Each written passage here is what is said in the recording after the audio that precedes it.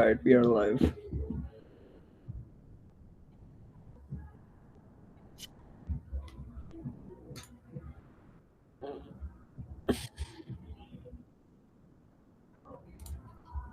Hmm.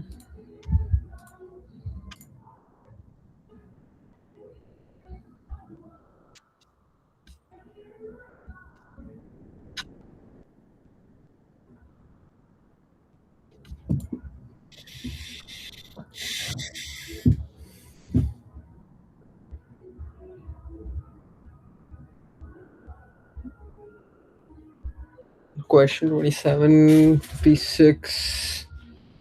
Bruh. Content aggregation and data modeling.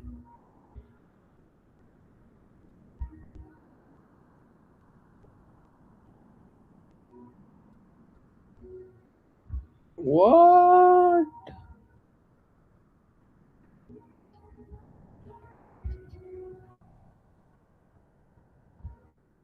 Dude, fallback value?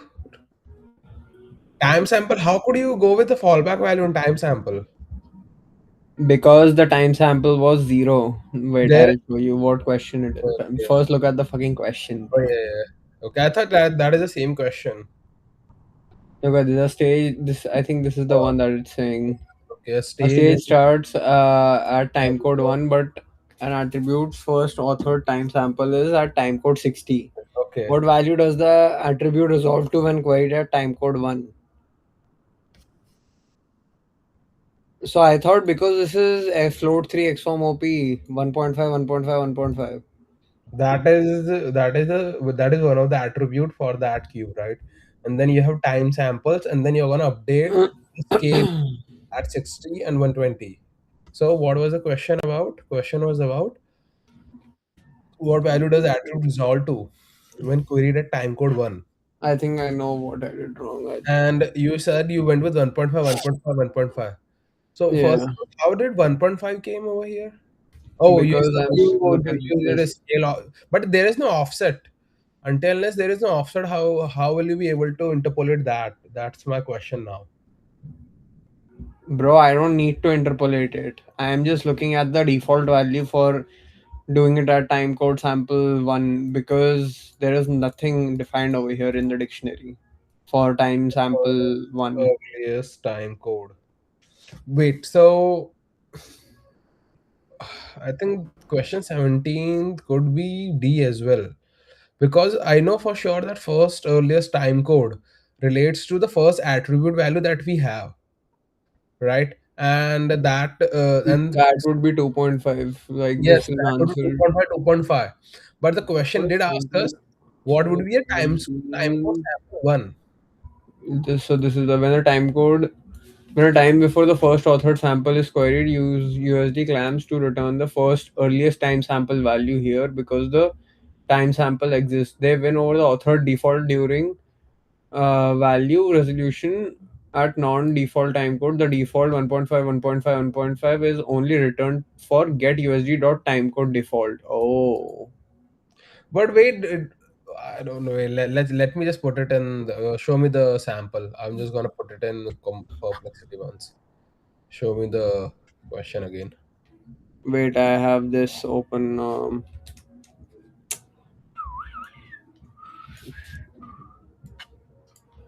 Because I did went through the time code glossary, and I think yes, yeah, I think it might be over here. The base The layer. base layer definition of what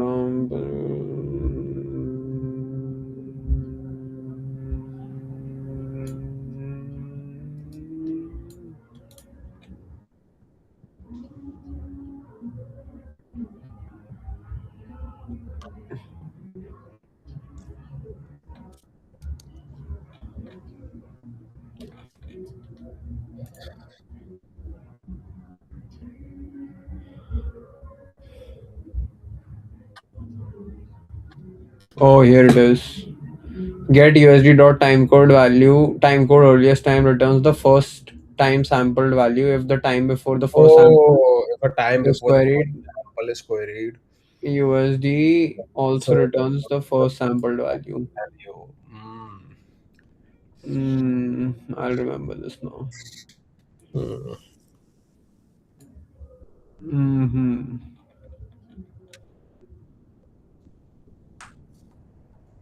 I see.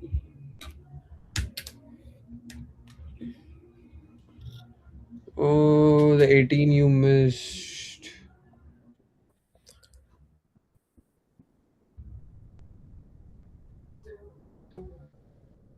Question 27. A scene you uses scene graph instancing with many instances and shares one prototype, which refinement edits authored on the instanceable trim cause OpenUSD to create a new prototype as the result of the edit. A. Adding a new ad hoc internal reference to an instanceable trim. Selecting a different variant on an instanceable trim while variant set plus there. Okay. Dude, that says select two options. You only selected Yeah, one. I because I thought it was only four options, so I didn't read the thing. I thought it was only one option. So, authoring inherited prim val. So inheritance doesn't do that. So I think A and B should be answer, right? What does it say? A and B, A and B, right? yes. Yeah, ad hoc internal reference to. So ad hoc internal reference to an instanceable prim. Okay.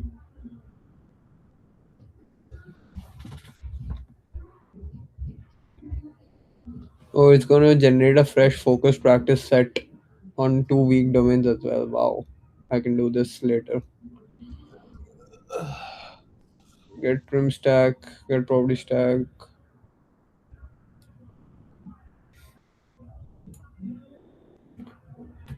I see. Cloud code is legendary, bro. I can prepare for any exam in the world now.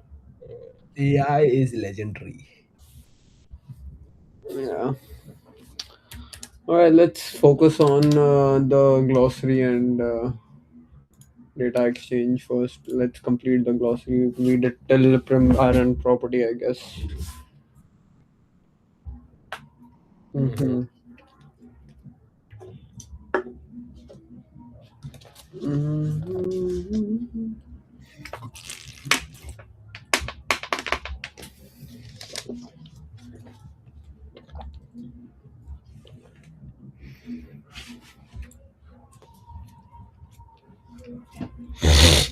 Mm-hmm.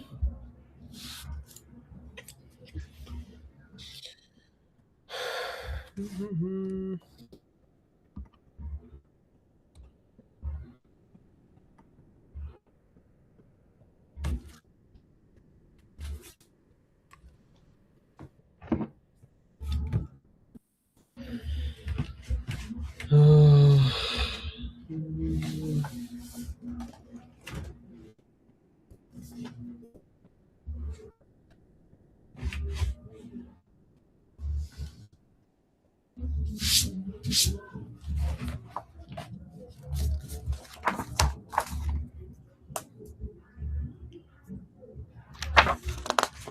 Um,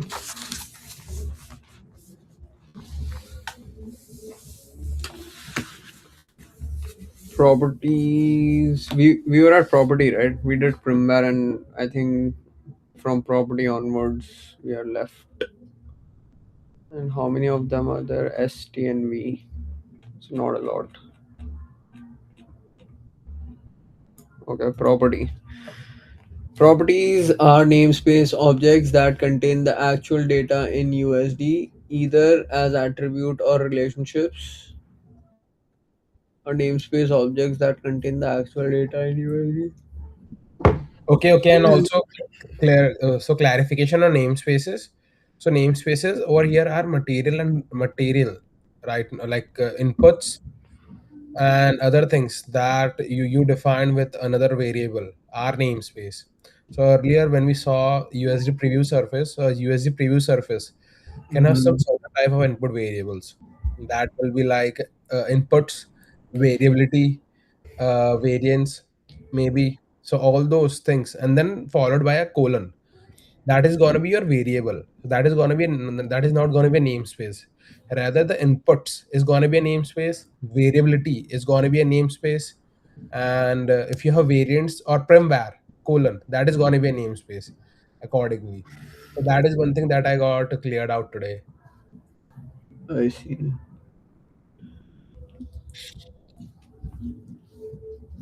What did you just say? Namespaces are like the colon what? So the variables that are before colon are namespaces, Mm-hmm. not the variables that are after colons. Yeah.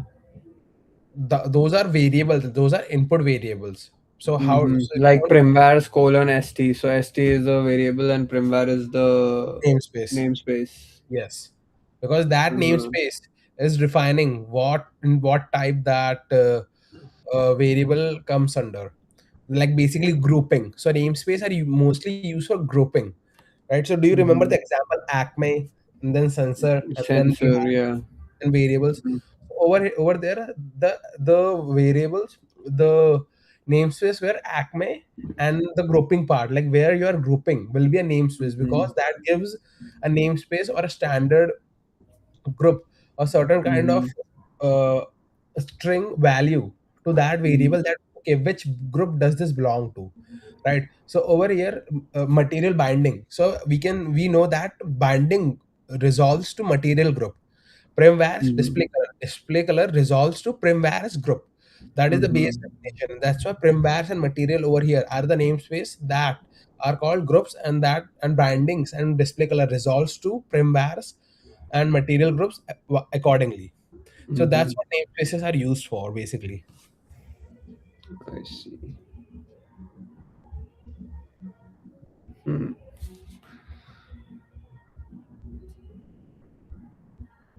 So there are two types of properties attributes, which hold type data values, and relationship, which hold target paths to other objects. Properties can be authored with Ordered within their containing their prim using USD prim. set property order, and can host metadata. Properties can be organized into a nested namespace, yes, like material binding or primvars display color, or better organization without introducing new prim containers, Mm-hmm. also known as prim property, USD property. Can I need to see an example for this? Yeah.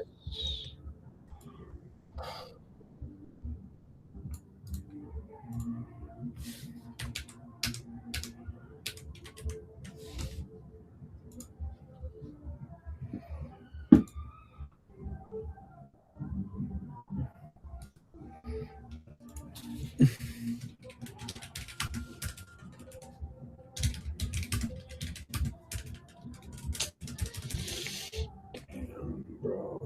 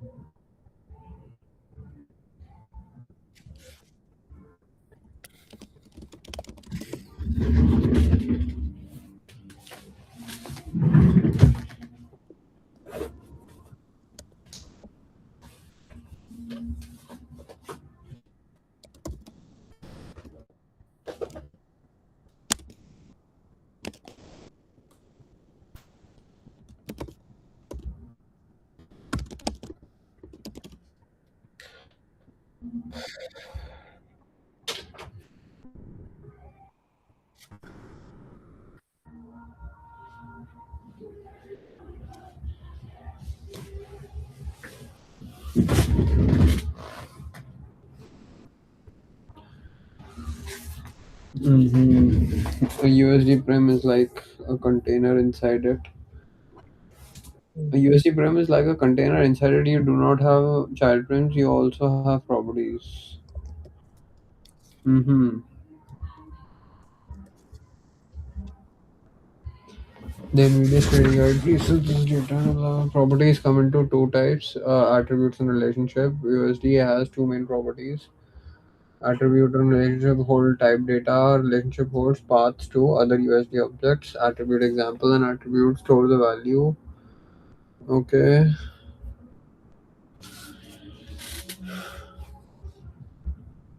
Double size equals to 2.0. Color 3F. Canvas display color. Token visibility inherited. There are typed values.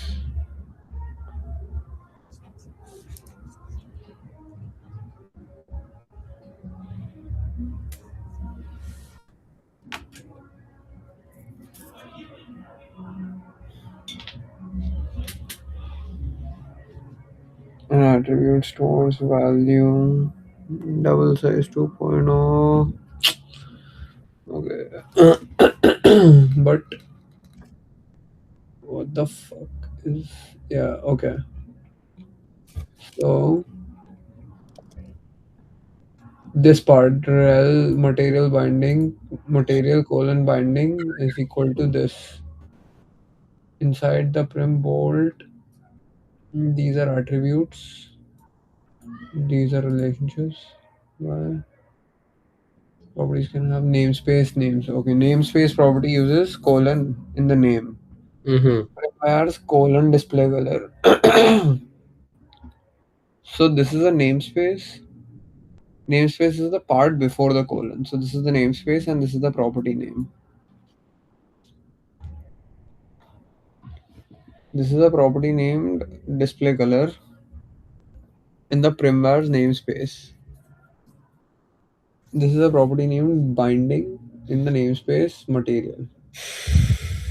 Do not create child bind, do not create hierarchy, does not create this hierarchy. Bolt, primvar display color. The actual property path is bolt dot. Okay, so this means a property starting period, and then this is namespace. This is namespace, and this is the property name. Okay. So what does namespace actually do? As I said, namespace gives an indirect grouping, like in which group that variable comes under. So primvars is indirectly a group. Material is indirectly a group. Inputs is indirectly a group for But USD. where are these groups used ultimately? I am not able to understand that. So Like, these groups are referenced by OpenUSD in its internal mapping. That's what yeah. I'm gonna say. Like I'm just giving you an example, like how OpenUSD interprets all the namespaces over here. So we have primvars, materials, inputs and outputs, and XFORM operations. How will you know which variable comes under what? So when you say primvars display color, you are basically grouping that display color in under that namespace, right? So Mhm. when primvars when USD looks, it looks at, okay, this is a geometric primitive variable Mhm. that whose name is display color, and this is that value Mhm. that Mhm. exists. Similarly with inputs as well. So when you have Oh, it's given over here. Why namespaces are useful? Namespaces lets tool understand the role of properties. For example, primvars, geometric primitive variables, materials, material binding data, shader node input, shader node output, transform operation. Okay, so a tool can look at this and understand this is primvar, or look at this and understand this is material binding relationship. Properties can have metadata. Okay, properties can have metadata. Properties can also carry extra information about themselves. Example, color 3F, primvar display color, 100 interpolation constant.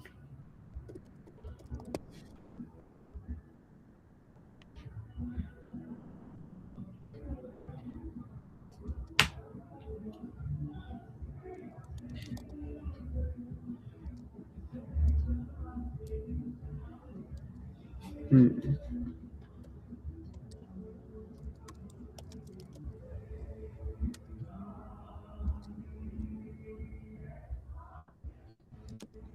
Properties can also carry extra information.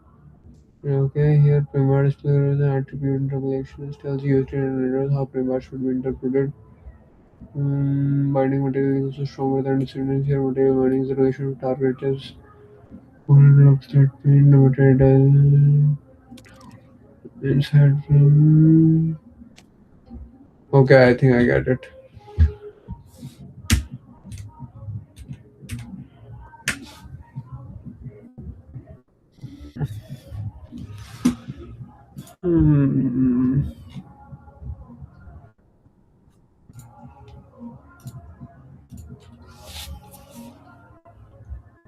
Yes, properties can be ordered within their containing prim.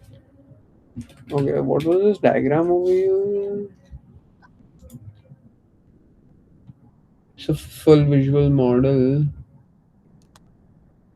At define attributes, relationships. Okay, metadata on property interpolation and namespaces. User or property lives inside a prim. A property lives inside a prim. Two types: attribute and relationship. Namespace properties colon separated. Names organized related properties. Uh, Again, bro. New York. Every day, same song.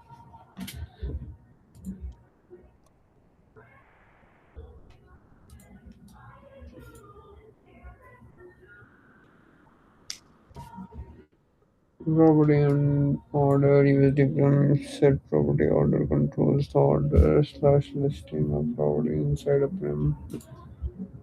I see.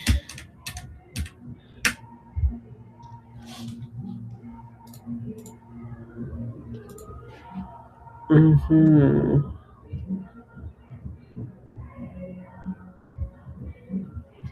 Properties are the other kind of namespace object in USD, prim being the first where provide the organization and indexing for composing and was enumerated in the order use metadata. So USD prim set property order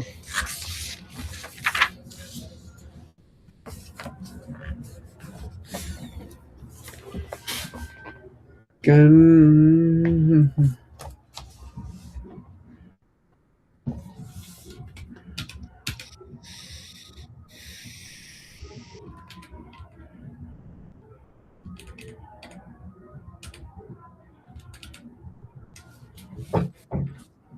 what does this do? USD prim set property order can host metadata and can host metadata properties can be ordered within their containing prim. What does it mean? Properties can be ordered within their containing prim. Like ordered, I don't know, maybe in a list format or something, like similar to what we have for our references and all those things. Like they can be maybe ordered into a list. That's what I'm gonna assume. You can ask AI directly.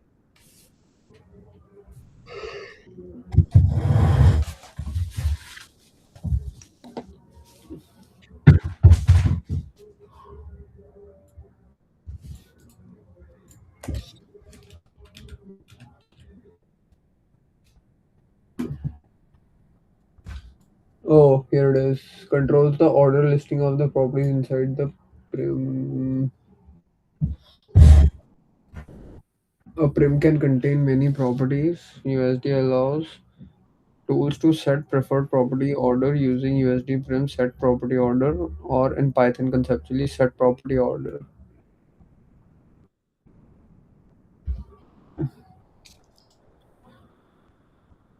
Set property order. This mostly useful for tool display, file reading, UI ordering, inspection, debugging.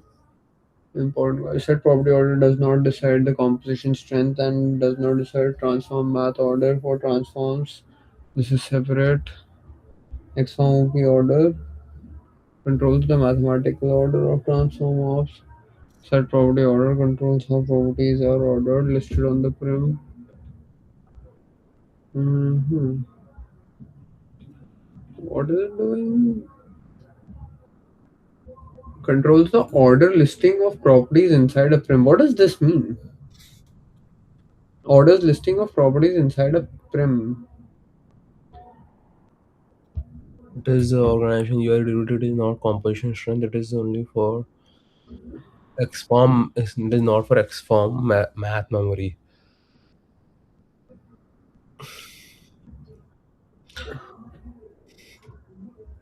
I don't know.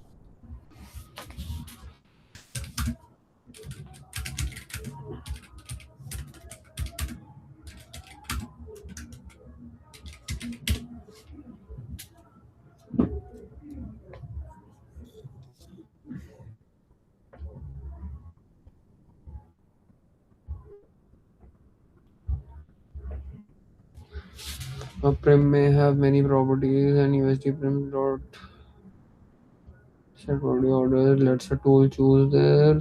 The order in those properties are listed displaying. It's mainly for organization, readability, and UI presentation. It does not change the actual okay example.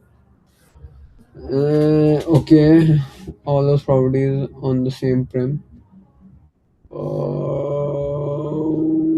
Okay, but maybe a tool wants them to launch them in cleaner order. So the tool can call set property order. Conceptually, when tool is property, prefer this order. Oh, set preferred property listing order. A tool that lists properties may now show. Got it. Set preferred property listing order.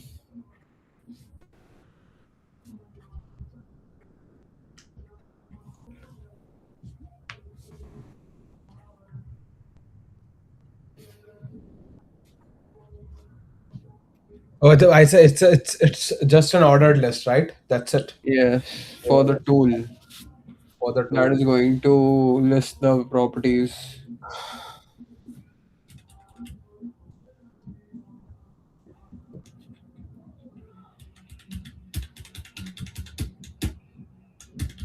Okay. Set property order. Okay, for better organization without okay. We got this. Oh, the background. Then sometimes it is desirable to be able to further group to keep the recipe description light and that just names is regulated by namespace. Here are some example of namespace properties. I'm guessing. Realm material binding. Okay. Properties spec.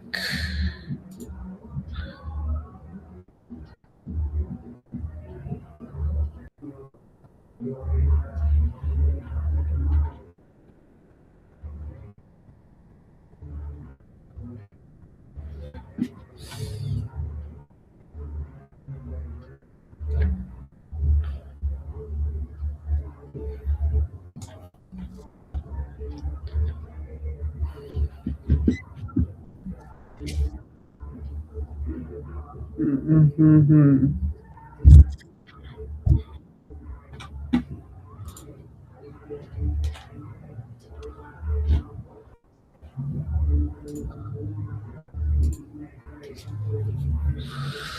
Property spec. A property spec contains the data for property within a layer. A property spec are nested inside prim specs and can contain a property type, declaration, metadata, and values for attributes. A property spec can contain three independent values: a timeless default values, clean, and a collection of time samples.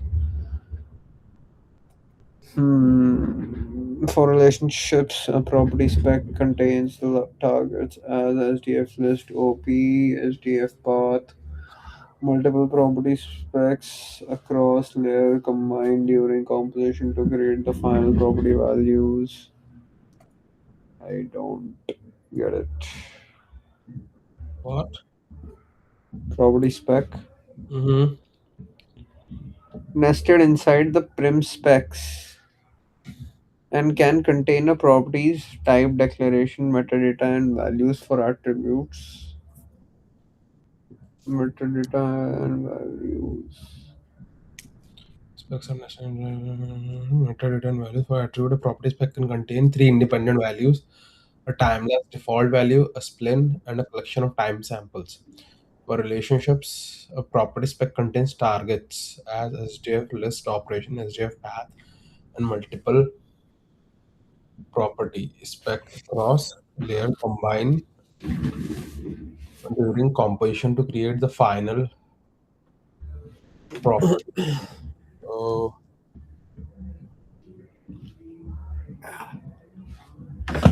Phew.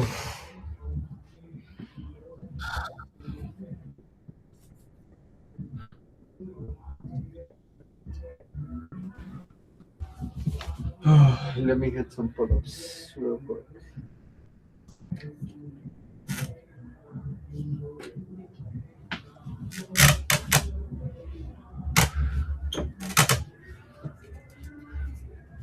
I think I've done 100 pull-ups since yesterday.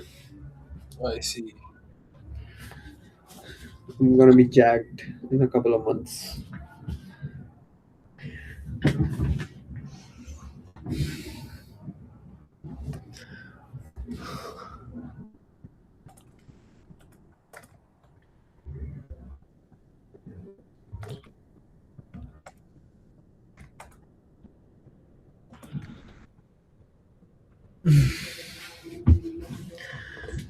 Ooh, property spec.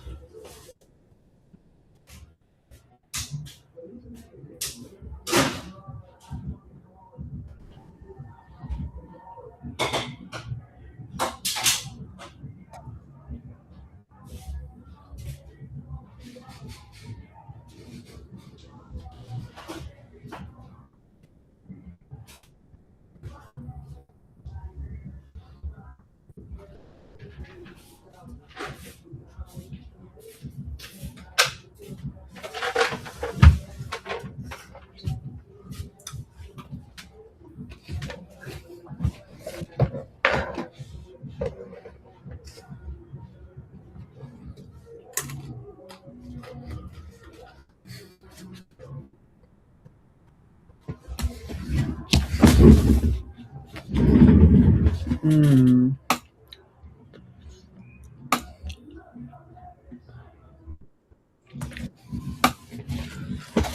Property spec.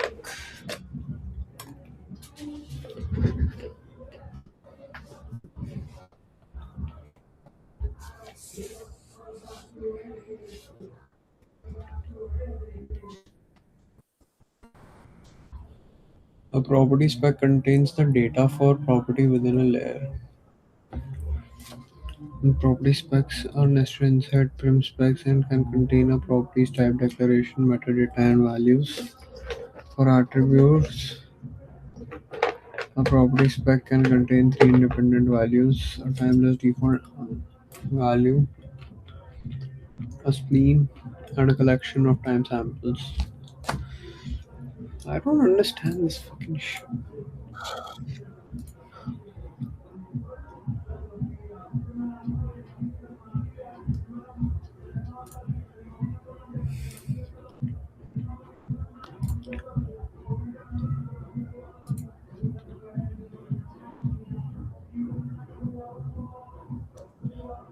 Just as specs containing data for prim within a layer. Data for a prim within a layer. Property specs contain the data for property within a layer. Property specs are nested inside prim specs. Property specs be just can be as simple as statement of property's existence, which is for attributes includes its type name, or can contain value for any piece of metadata authorable on properties, including its values. For relationship, the value of property spec can contain its targets, which is SDF list, OKSDF path for attributes. Each property spec can contain three independent values: the timeless default value, a spleen, and a freely varying ordered collection of time samples.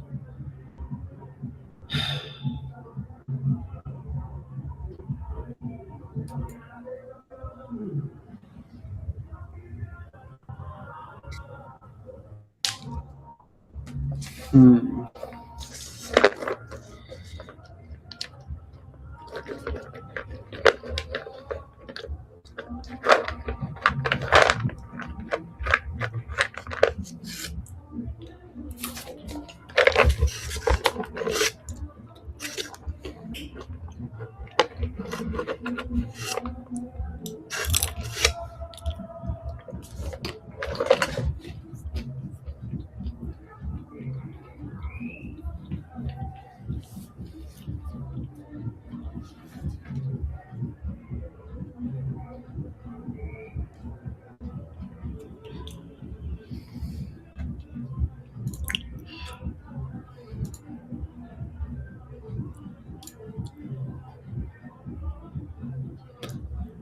Hmm.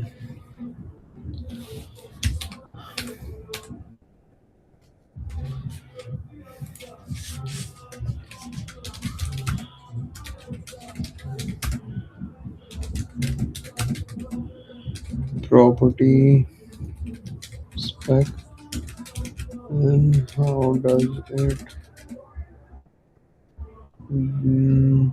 connect to prim spec?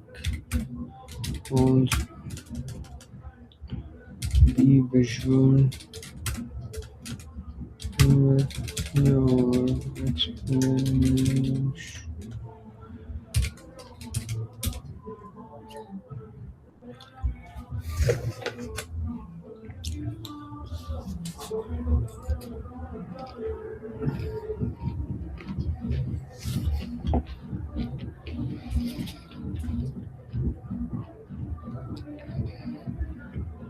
One layer's raw authored record for one property on a prim.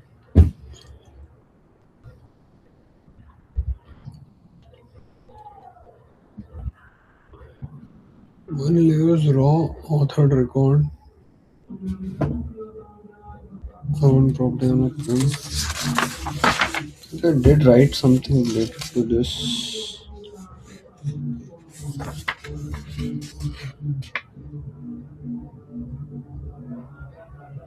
Hmm.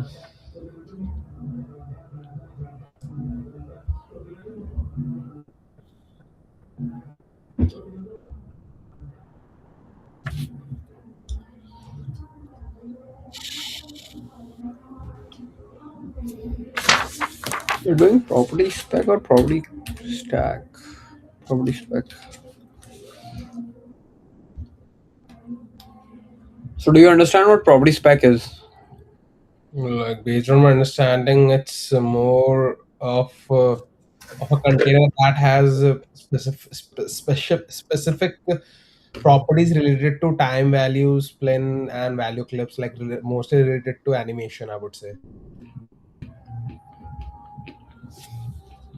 But what is it exactly? And that's what I'm saying. Like it's just a container that contains all the attributes, like values or attributes regarding animation that is gonna be That split. is so vague. Like that is So like what is the other answer to that? Do you have? like what? How does it contribute to the USD composition like that we are looking at right now? I don't know that.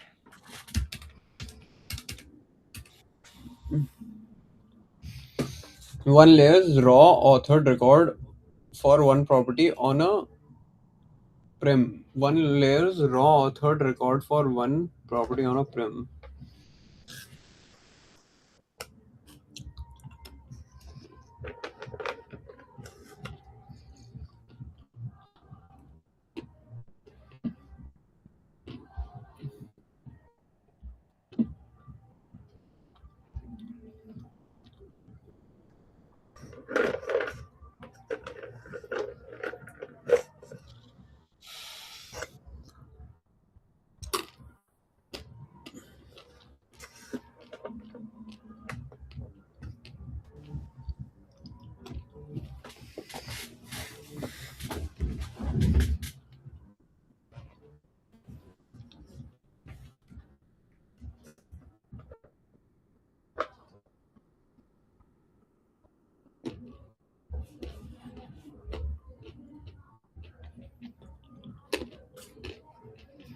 SDF prim spec, one layer's raw authored record or for a prim.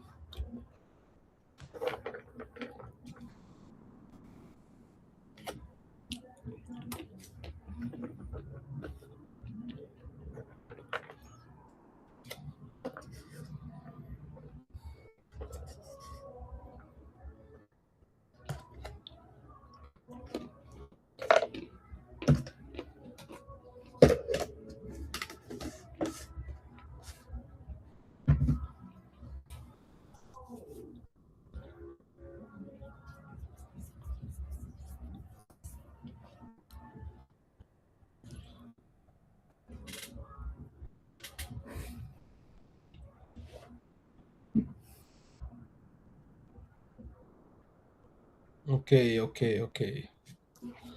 Just like that, one given one author record for one property on a prem. Properties come in two kinds: SDF attribute spec, SDF relationship spec. You have SDF layer, and then you have SDF attribute spec, and then SDF attribute spec. So prim spec, raw prim container, property spec, raw property inside that prim spec. But it doesn't say how it still contributes. Like what the how would you answer that? Where does it say like how will it contribute? It is only saying that it's gonna store raw data and raw values.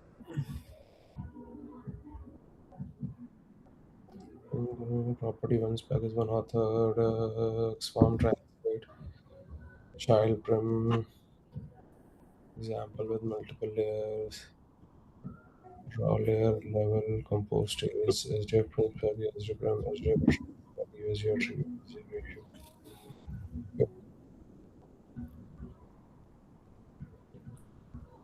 Okay, so what's your answer or how is it? How does it contribute? Like, No, I have not asked it yet.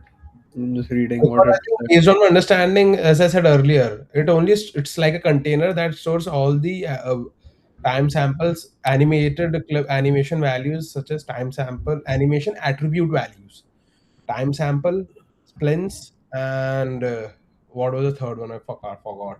Animated time samples, splints, and what was the other? Translation. Oh, and yeah, and operations, not translation. I see. I guess it's gonna be Hmm. operation. I would say.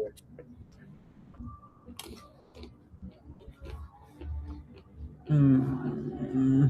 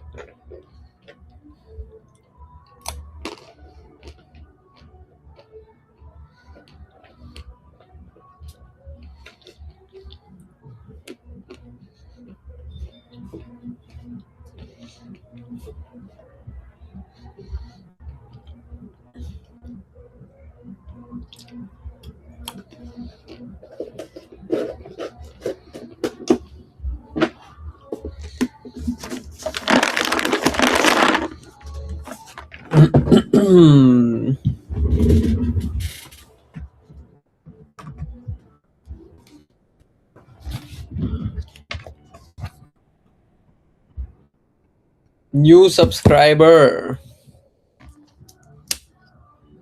How many subscribers we got now?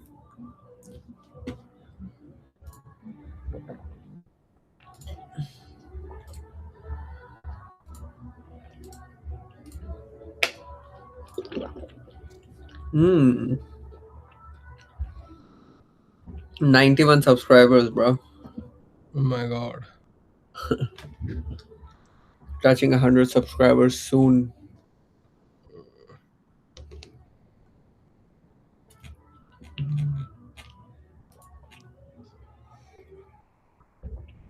Ooh.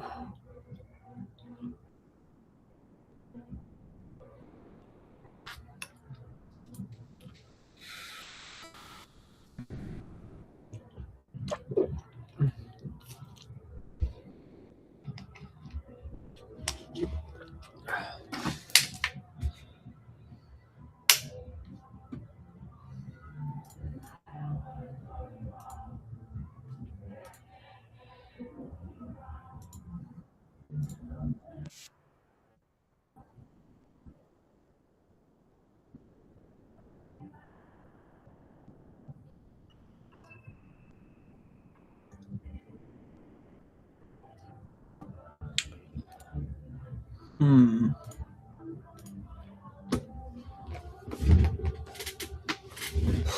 I'm gonna ask it to explain with an analogy, bro. Mhm. I'm not able to understand it perfectly. Raw prim container in a layer for prim spec and raw property inside that prim spec.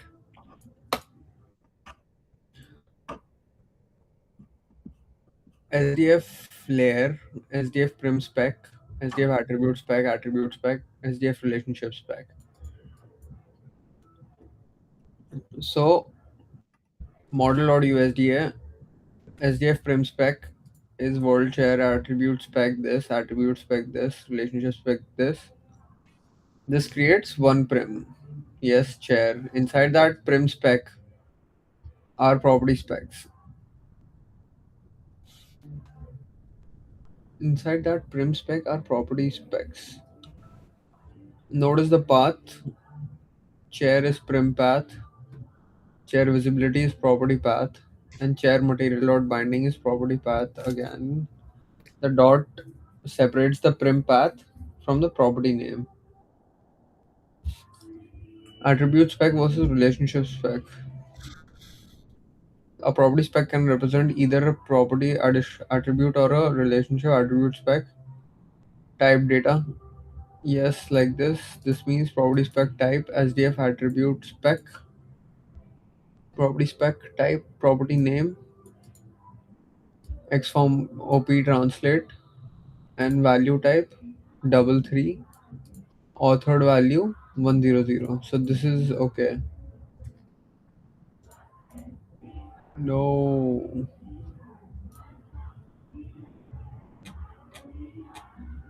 where was I? Model.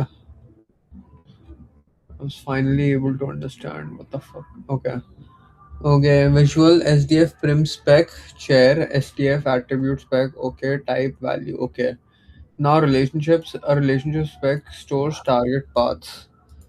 Rel material binding looks slash word. Yes, I understand this as well. How property spec connects to prim spec. A prim spec is a container. A property spec is one authored property inside that container. Okay.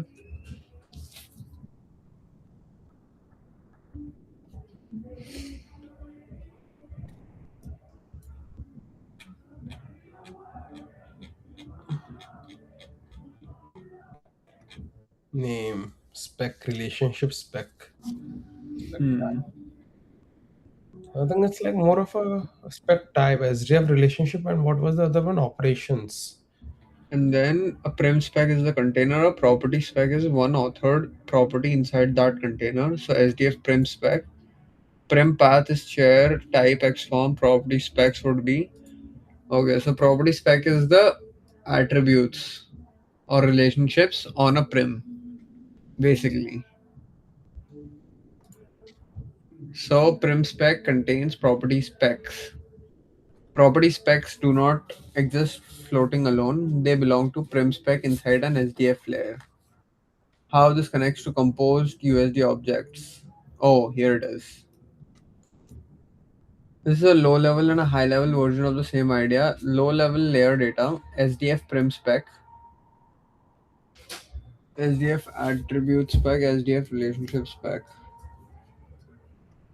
Level layer data.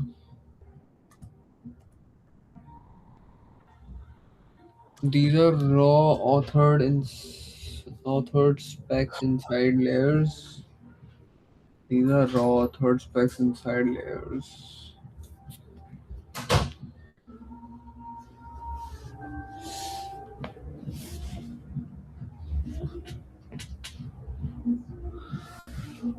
These are low level and high level versions of the same idea. SDF prim spec, SDF attribute spec, SDF relationship spec. Hmm. These are raw authored specs inside layers. High level composed stage objects.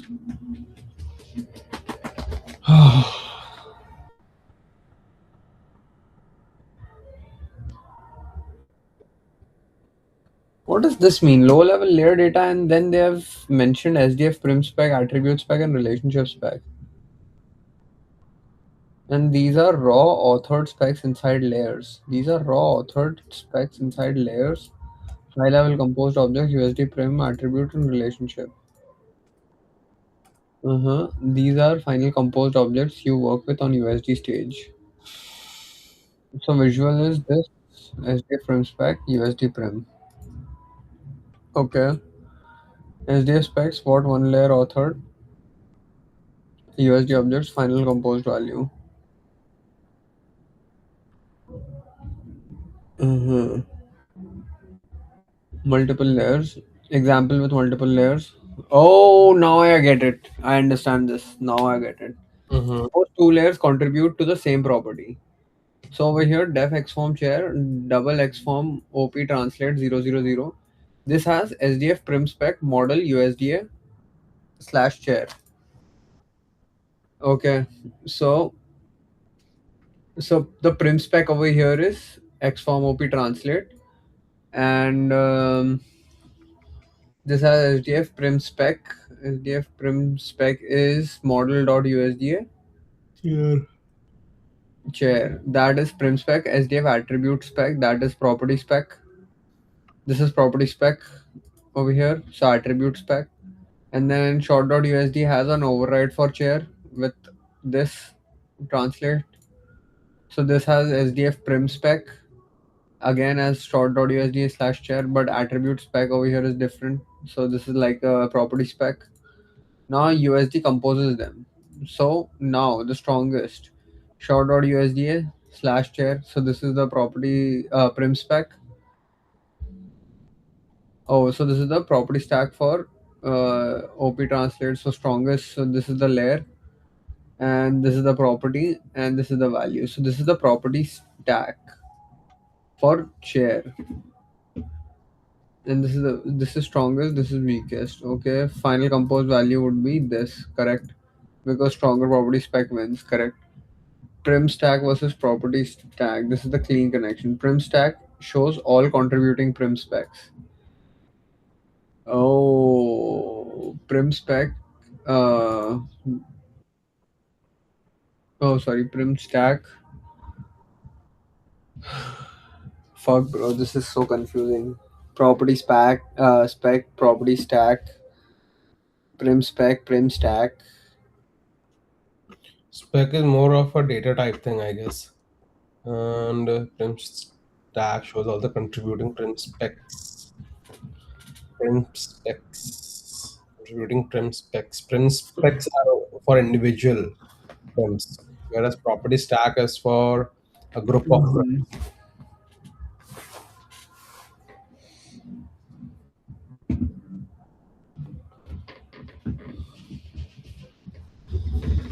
Damn, bro, this is crazy.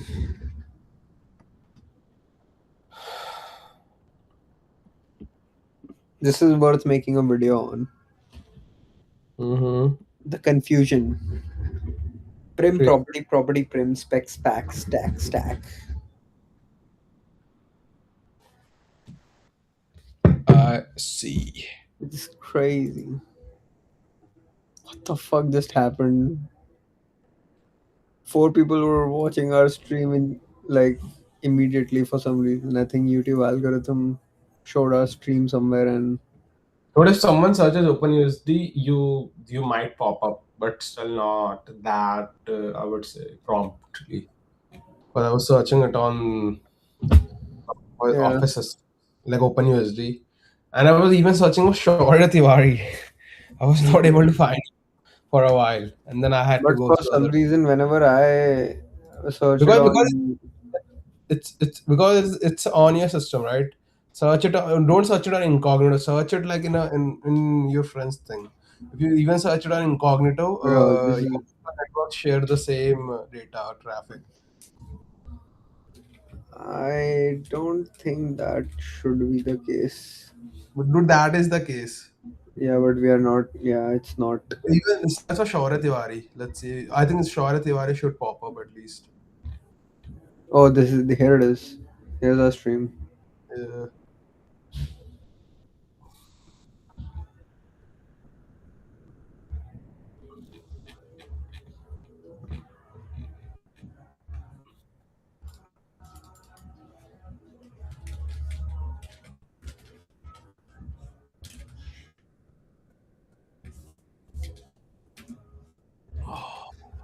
There's a Shaurya movie. yeah, bro. There's a Shaurya movie. That's what popped up for me. When I was searching, I was trying to showcase No, it to my. we are the first, like No, second. dude, you are not the first. Because this is your system and this is your local network. Try to do it in your office system if you have access to. Bro, Yeah, like where where someone has never searched your name. I see. It's fine, bro. I don't want to be first. No, bro, be famous. Oh one. Oh, this can count in an oven, right? Let me search this. Yeah. This counts as an oven, but you need to have like a lot of subscriber. I think 2500 does it. 2500 does it. Really? Yeah, 2500 or something. There's a limit. That's you don't know that there are a lot of people like specifically only fans. Like if you have a lot of followers, then indirectly you're creating a lot of impact. So that's the only fans people are getting EB1A visa or O1 visa. That is crazy. If we can do that, Yeah, that's a way. That's also makes your case stronger. no minimum. Extraordinary ability by satisfying.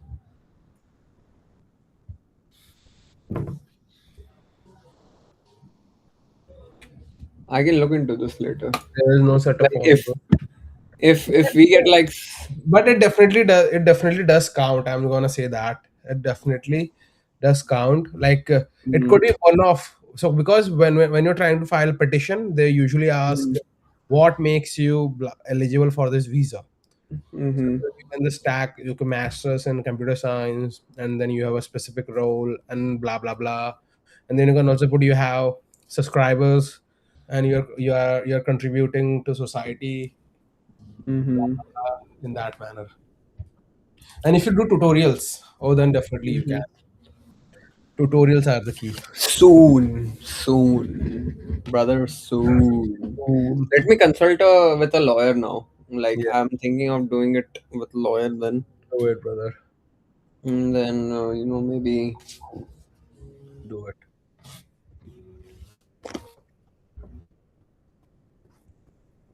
beep beep baby Drake.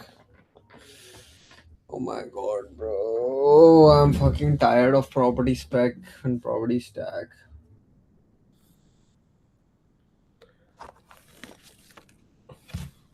So property stack is this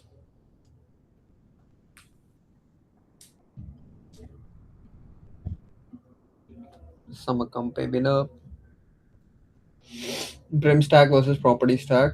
This is the clean connection. Prim stack shows all contributing prim specs.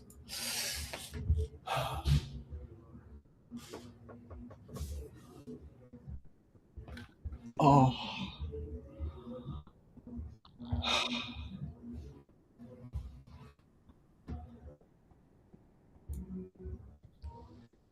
beep beep baby. Are you able to hear Drake's music? Yes, brother. I can. How can I, bro? Look at me, bro. I'm such a focused guy. Like I'm living in such a high distraction Crazy place. shit, brother. Crazy shit.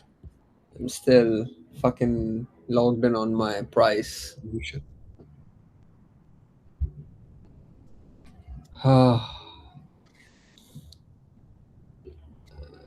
Prim stack versus property stack. Example, prim stack for chair is strongest, weakest.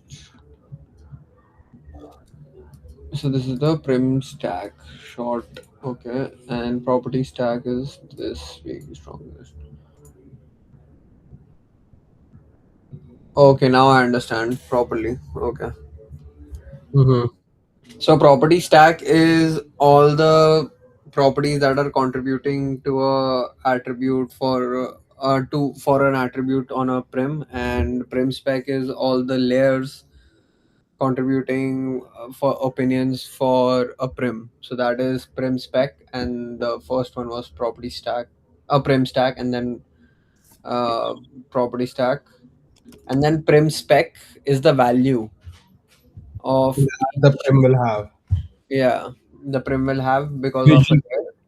And property spec is the value a property will have based on that contribution of the property stack. So full visual summary: SDF layer short dot USDA, SDF prim spec. So this is composed stage. Yes. Okay. Property spec. Definition of property spec is a raw authored record for one property inside a prim spec.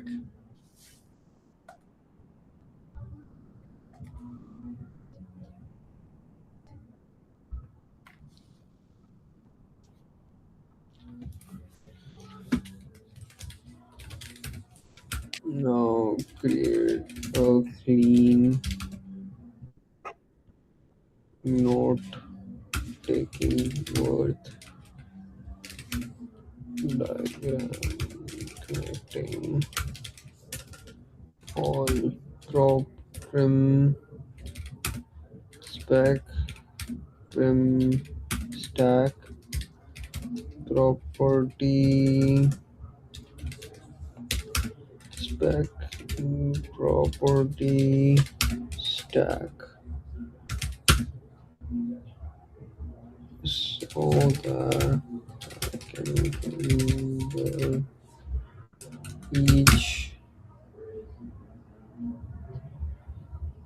clearly.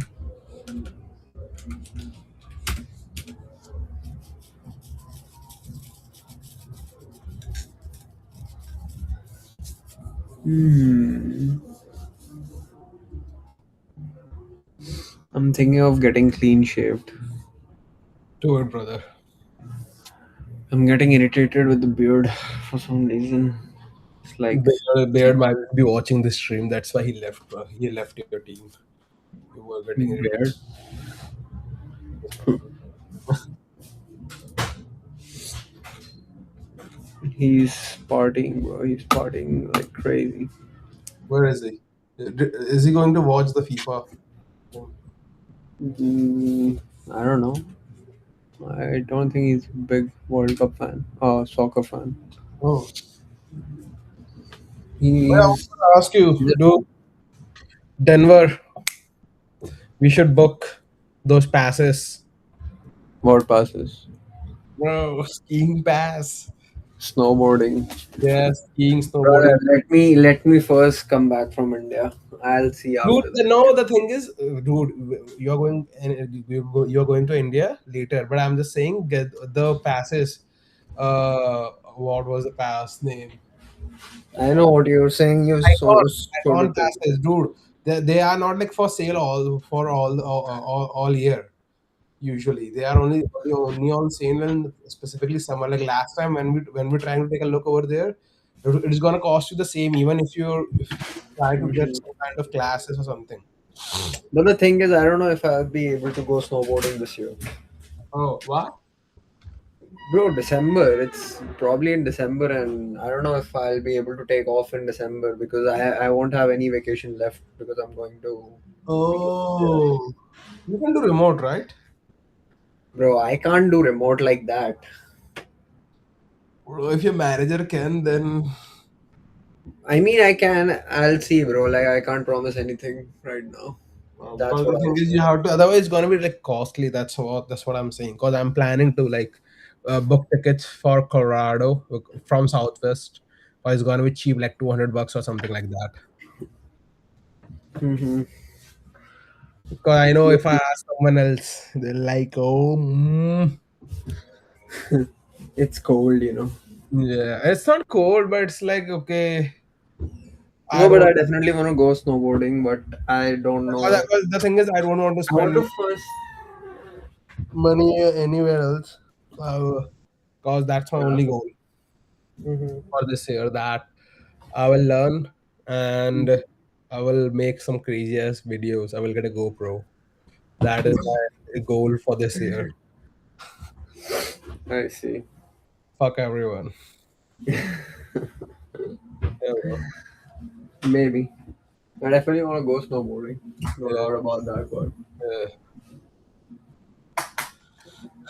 Like apart from getting my shoulder fixed by doing complete rehab, that is the other goal that I have. You get your shoulder fixed, and then in December back to square one because you fell off a Yes, fucking brother, that is road. the only goal. This time shoulder is completely detached. Critic torn, both of them gone completely. Another 4 years gone.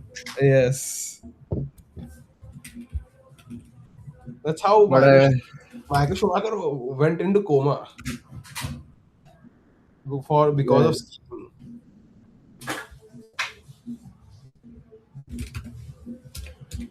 upstate New York.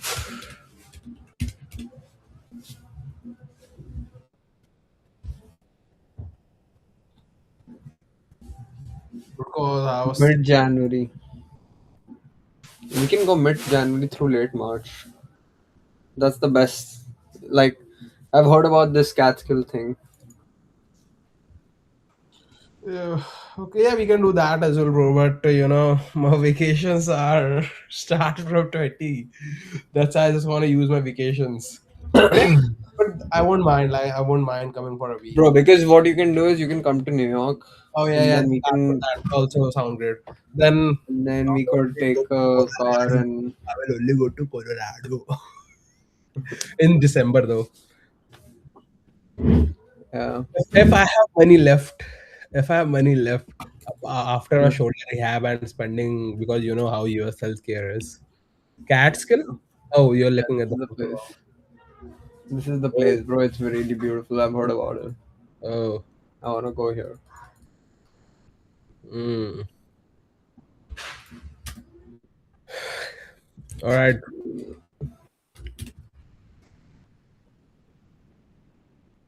3 hour drive from Lower Manhattan. Just 3 hours from my place. Then, dude, you should go. Don't you have like 4th of July holiday or something? Yeah. Yeah, then you should go with your maybe roommate or someone like to But this place. I don't want to right now. Why I'm not in mood for taking any more vacations, bro. I just got back from a Yeah, vacation you last spent month. wasted your money and Diljit Dosa who got US I citizen. made it back, bro. I made it back as well. But time It's is not time never come back. a it's fine, bro. Yeah, I don't know why I should have thought about it, bro. Yeah, it's fine. I don't know. All right. Because some people force you, hey, let's go. Come on. Yeah, peer The pressure, property but stack was a list of property stack that contribute default or animated value. Yeah, this is what I went through today, I guess. Or any piece of metadata so for I asked it to create a relationship. information returned by property stack should not be used for debugging. Should only be used for debugging and diagnostic purpose, not for value resolution, because in presence of value clips and attribute property may need to be recomputed on each frame, which can be expensive. A property stack does not contain proper time offset that must be applied to prim spec to retrieve Mhm. the corrected animated values when there are authored layers layer offset. Mm, Yeah, that's what I remember specifically. I think at maybe on some other day we went through property stack, and this was the only thing that I remembered vividly, that property stack should only be used for debugging and mhm. diagnostic purposes, not for Yeah, value. yeah, that I know. That I Yeah. know. Get property stack and all that shit. USD property, get property stack. Mm. So okay, so this is the relationship matrix over here. Uh, User debugging mental model, raw authored layer data, SDF layer, SDF prim spec, USD stage, USD prim, USD attribute. Okay, final couple page view. So SDF layer prim spec, the big relationship. One layers raw data, compose result, SDF prim spec. The stack idea. Okay, one layer's authored opinion about a prim. All prim specs that contribute to one composed USD prim.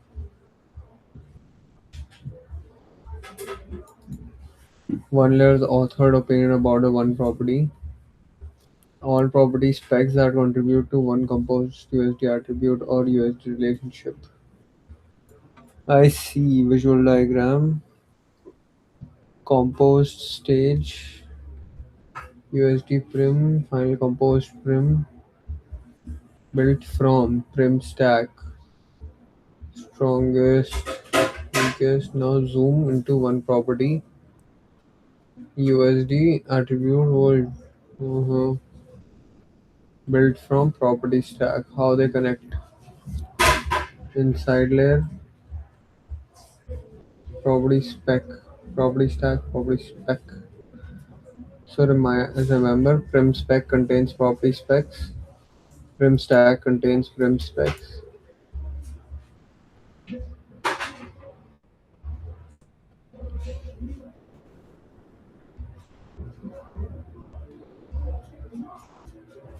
Layer.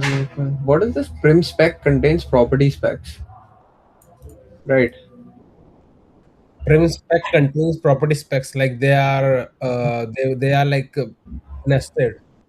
So you have prim Mm-hmm. spec. Prim spec will have property spec. So what And will be prim called stack prim spec? contains prim specs. Prim stacks contain prim specs. So you're getting what it is saying. Each prim spec will have its individual property spec, and a Mm-hmm. prim stack will have multiple specs. Like prim stack will have multiple prims, so then it will have multiple prim specs accordingly. Hmm.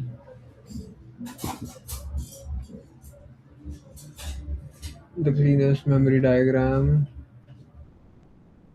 Layer root, layer local author data, SDF layer, SDF prim spec, SDF attribute spec, SDF relationship spec, compose stage data, debugging stacks, USD prim get stack, list SDF prim specs, answer which layer opinion build this prim. Okay, this is what I wanted to use. USD prim dot get prim stack. List of SGF prim specs. This was one of the questions that I think I got wrong today. Which layer opinion build this prim? So prim USD stack will prim have dot get prim all stack. the SGF prim spec. Okay, okay, yeah, that means multiple prim specs will be listed. Yes, yeah, that's correct. And then prim specs will have property specs. Yes, yeah. Which layer opinion build this prim? Which layer opinion?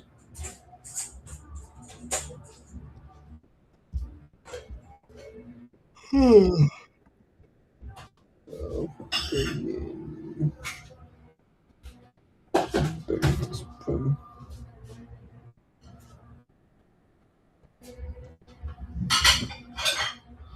And then USD property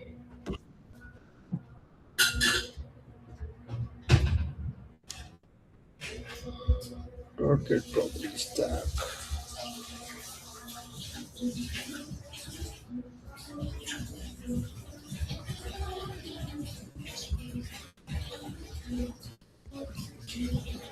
List of SDF property specs. Which layer opinion? Which layer opinion build this prim? Which layer opinion build this property? Mm, mm,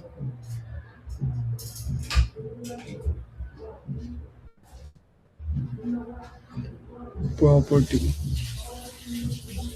Which layer opinion? Which layer opinion build this prim?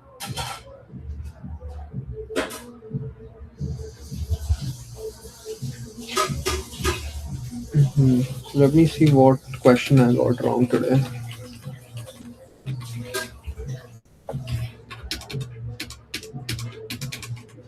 Fucking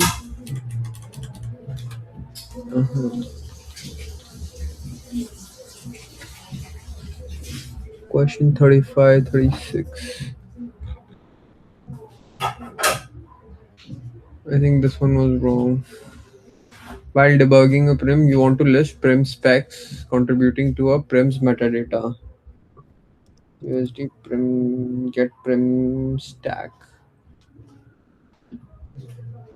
While debugging a prim, you want to list You want list of prim specs contributing to the prim's metadata and separately list the property specs contributing to one's property's value. Which API returns the two things? USD property get property stack returns prim specs. So it should have been USD get prim stack returns prim specs for prim's metadata and USD property. So what was the answer for 35? God damn. Yes, it was C. USD prim get prim stack. Returns the prim specs. Which layer opinion built its prim stack returns prim specs.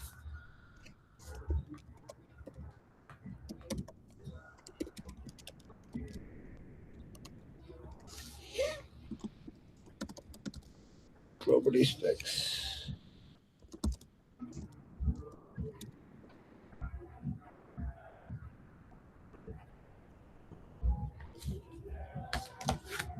Mm-hmm.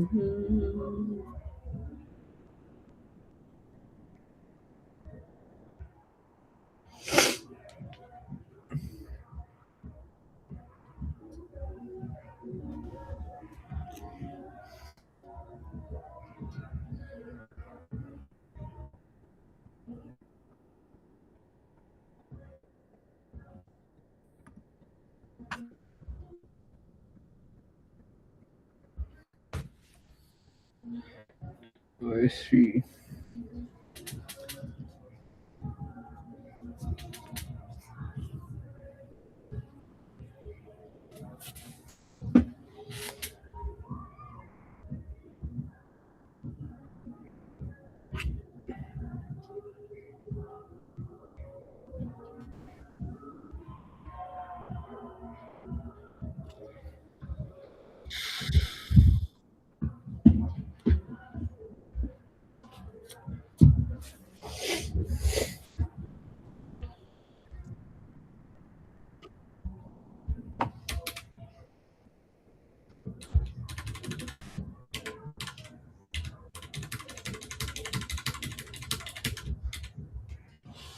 What the fuck are you doing, bro?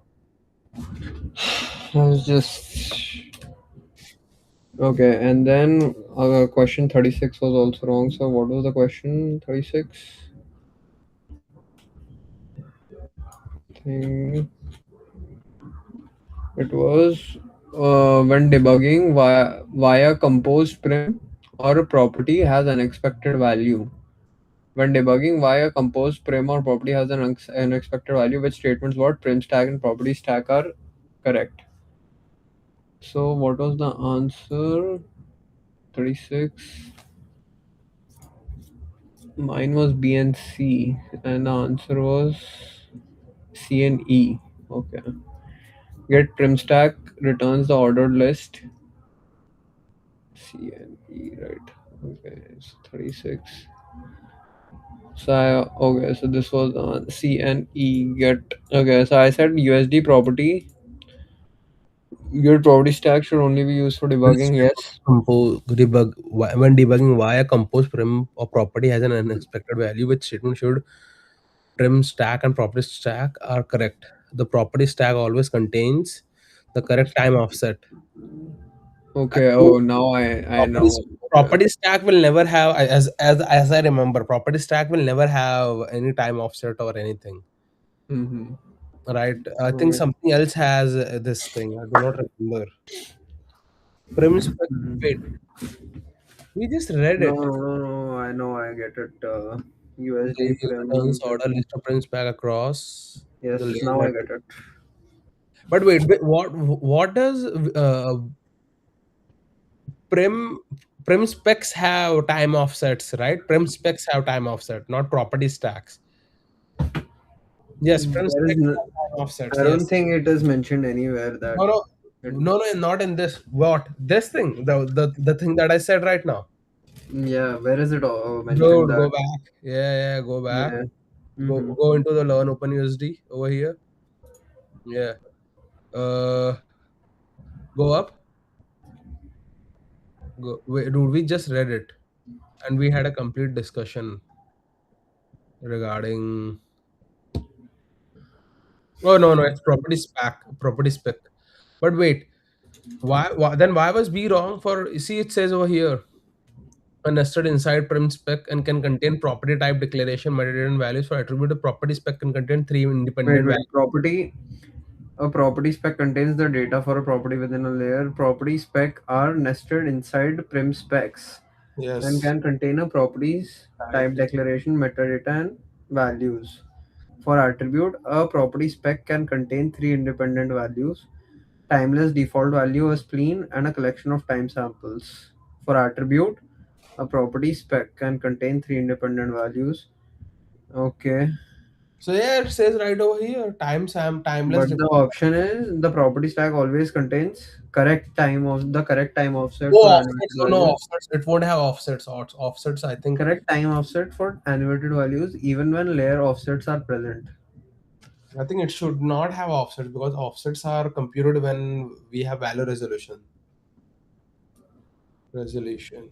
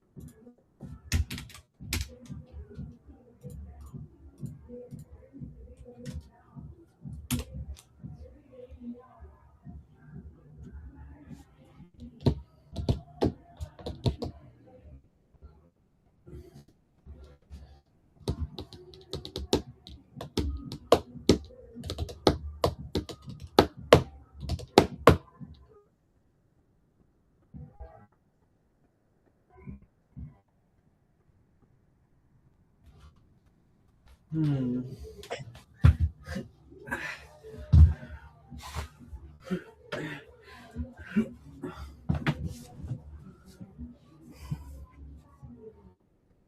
Okay, read this. What do we have? Okay, we have statement one is correct. Statement two is correct. What the fuck? Incorrect. Oh, Statement one is this incorrect. is oh, my bad.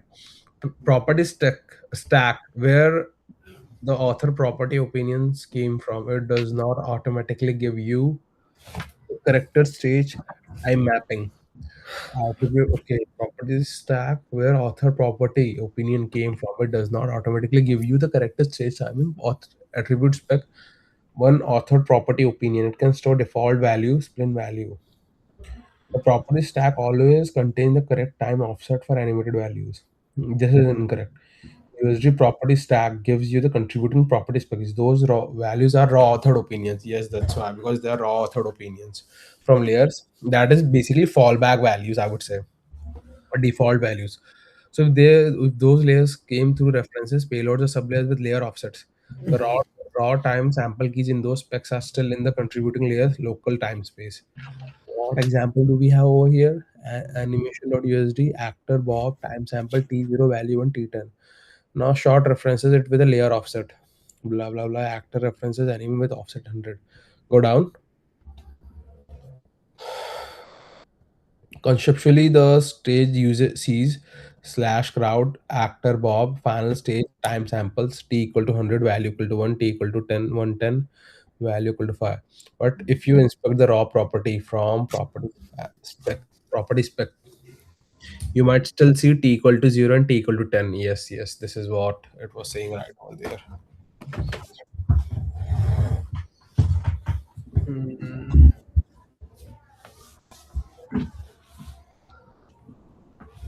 Hmm.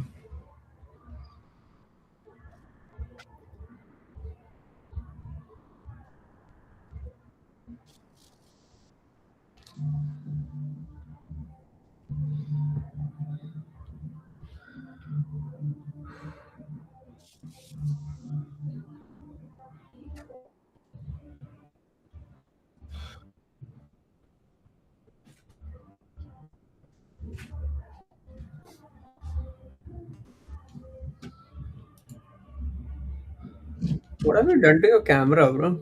Like it auto moves here and there. The camera. Yeah, Yeah. that's something from Apple.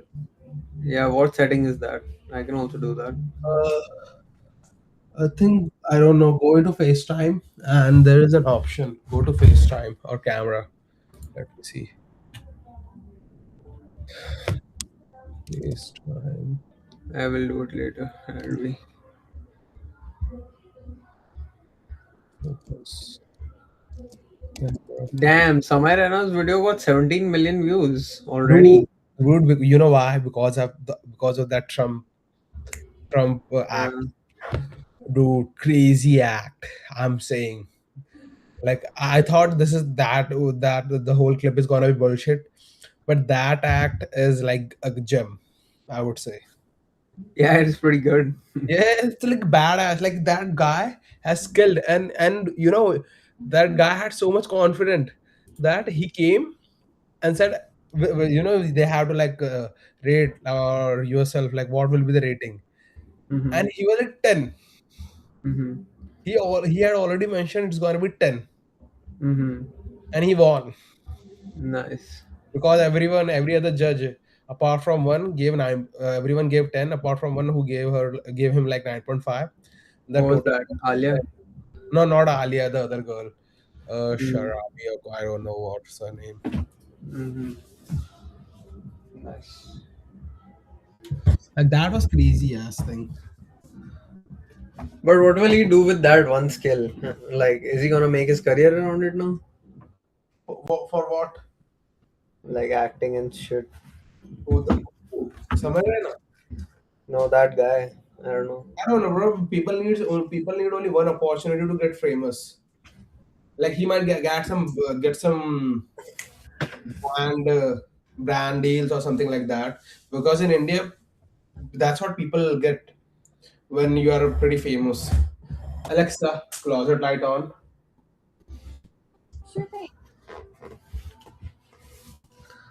No, my roommate parents got scared when because I have the complete automation in my house regarding the Mm-hmm. lights. So I think they came around 8, and I have automation set for 8:15 or 8:20. They came and set, and the lights turned on. All the lights turned on automatically, and the lights were like trippy. Some were pink, some were blue, and they got scared. They were like, "Oh, they're a ghost." And then my roommate was explaining all the lights are connected to Wi-Fi.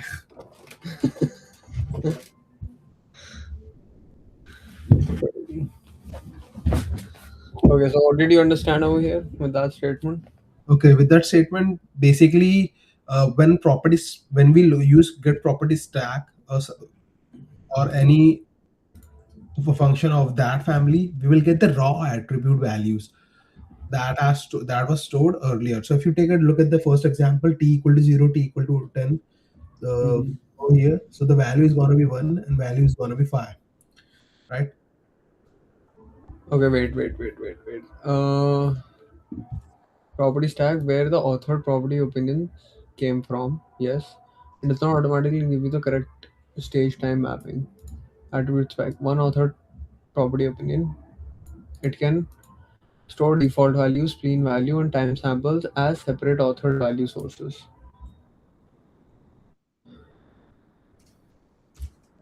The property stack always contains the correct time offset for unlimited values, even when layer offsets are present. Gives you the contributing property spec. Those specs are raw authored opinions from layers. If those layers come from references, payloads, or sublayer layer offsets with layer offsets, the raw time sample key in the specs are still in that contributing layer's local time space. Okay. Oh, now I get it. For attributes, property spec can contain three independent values, timeless default value. This is correct. One clarification. It applies attribute specs, not relationship specs. Yes. For attributes, a property spec can contain three independent values, a timeless default value, a spleen, and a collection of time samples. Okay. It applies to attribute specs. hmm These are independent in the sense that they are separate authored data containers on the same attribute spec. They are not three final values used all at once. USD's value resolution decides what value you get when you query the composed attribute. Clean visual comparison. USD property stack, return raw contributing specs. Got it.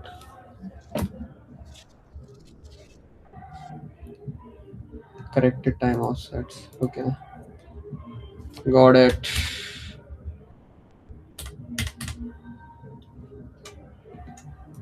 Okay. We can move ahead in the glossary. Property stack. For optimize, okay, property spec is done. A property stack is the ordered list. Yes, returns property specs. Value resolution in the presence of value clips the stack unitary computation. Each frame it doesn't contain the correct time offset for animated values when layer offsets are present. For optimized repeated value resolution, use attribute USD attribute query instead, also known as property stack, property composition stack. Value resolution, property stack, openusd.org. Proxy. Wait, what is this? For optimized repeated value resolution, use USD attribute query instead. Okay. Got it. Proxy is a purpose value for lightweight geometry used as a placeholder for complex render geometry. I see.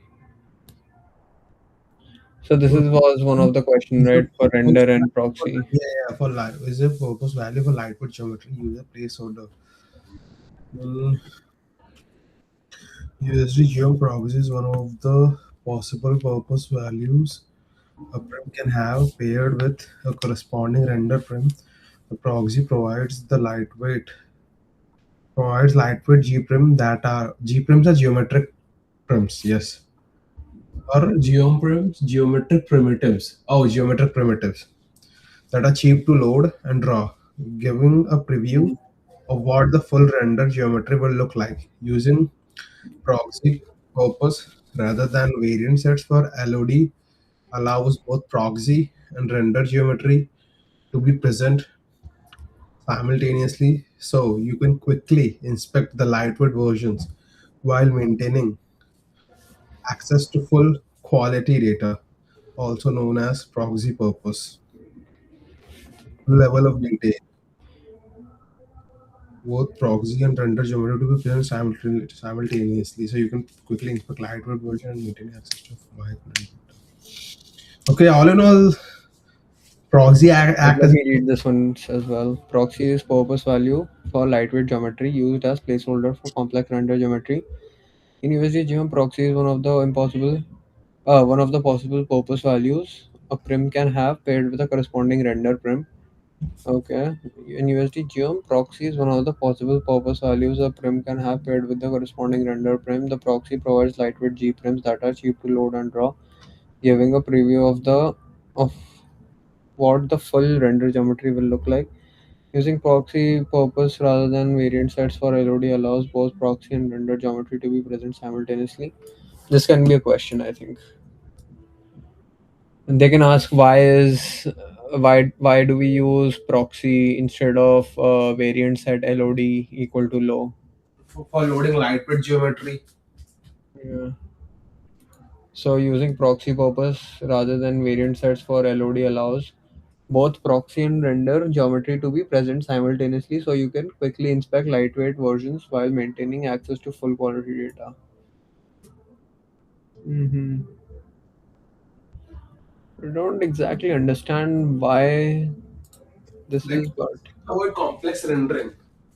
Like instead of loading, or maybe instead of loading the complete geometry, you are just loading a small part of it.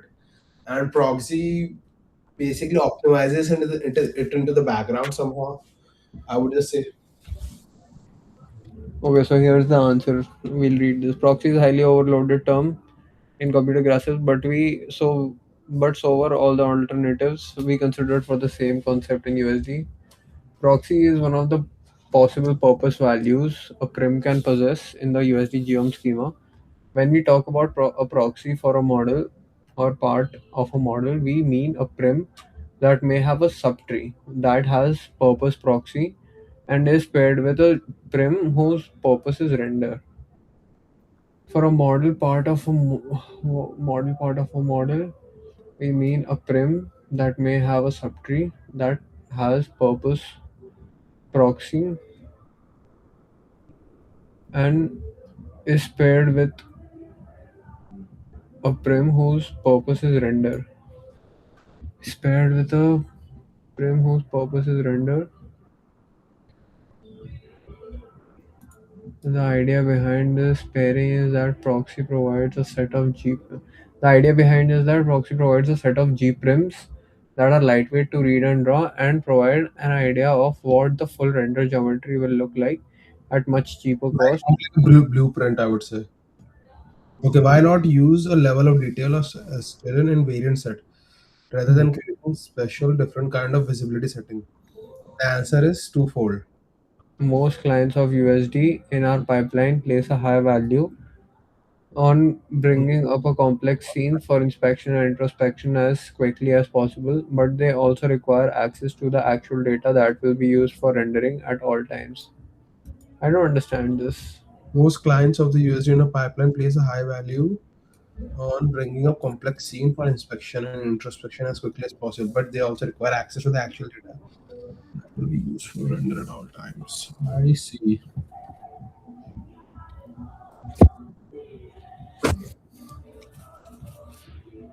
Hey, hey, Samina, like Kareva, just come to Africa. Hey, hey, waka waka, hey, hey, Samina, Kareva. Welcome to Africa.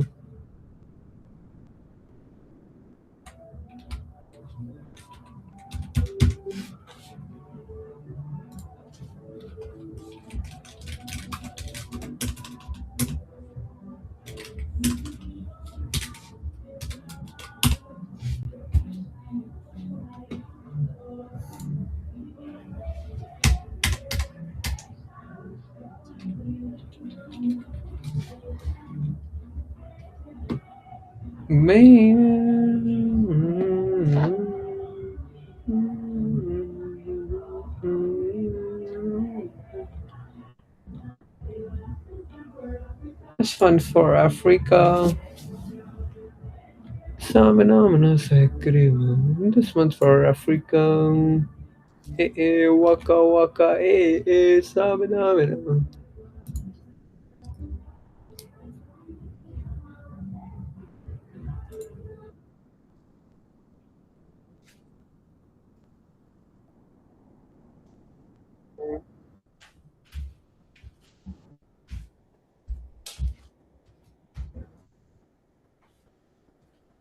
What is it saying?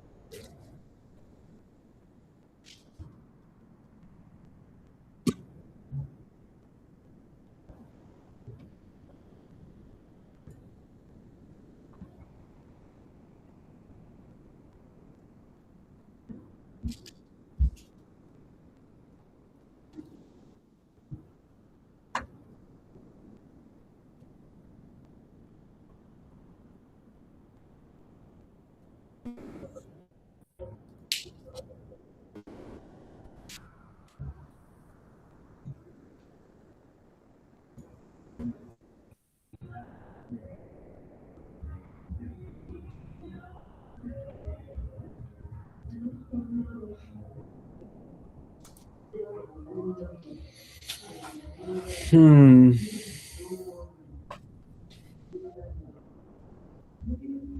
So this is what it's saying.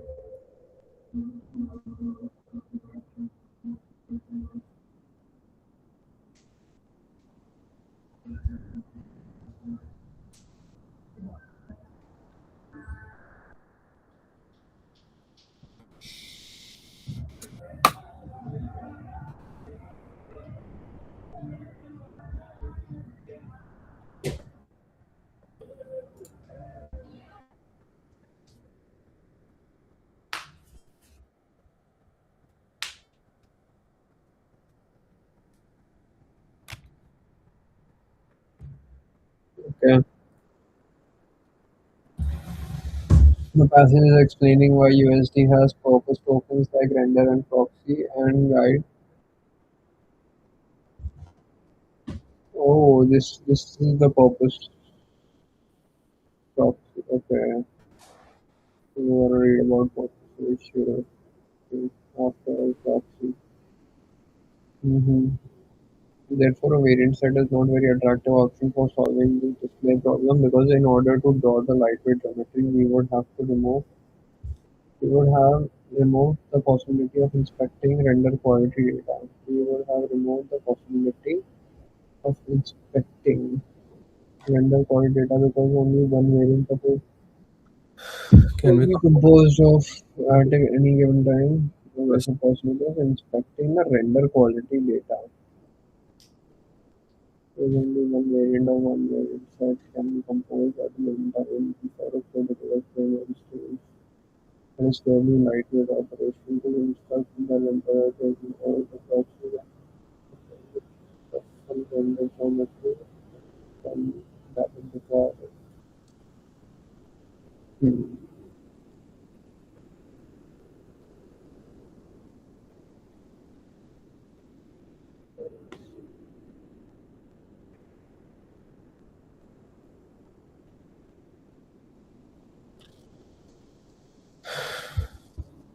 What is the OpenUSD learning curve?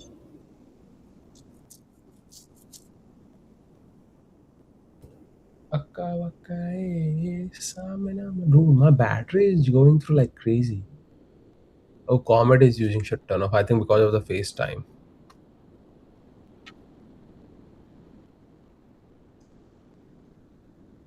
Don't you keep your charger connected when you're using MacBook?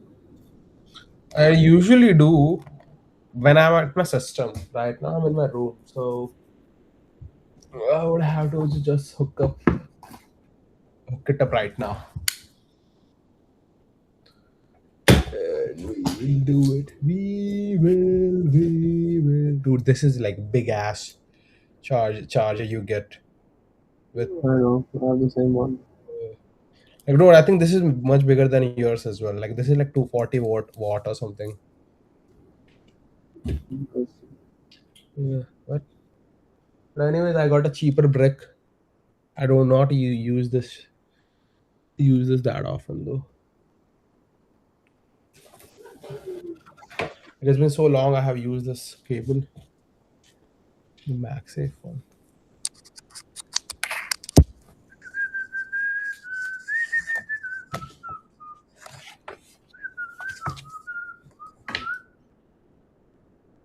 Oh, there we go.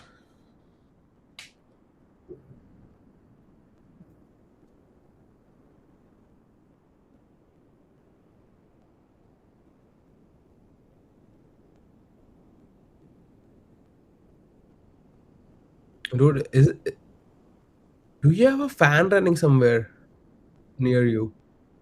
no, Oh, because I don't know if I'm just getting some background noise.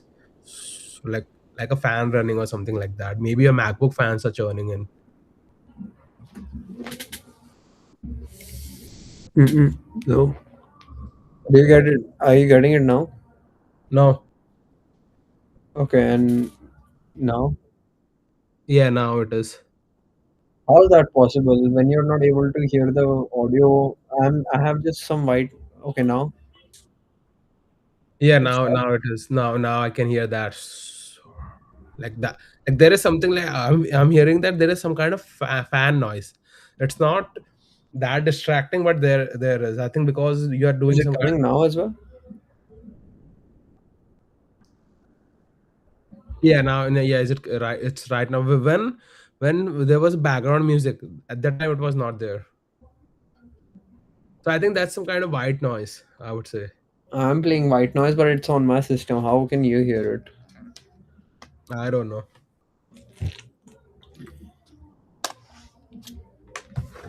It's playing in my AirPods. How can you hear it?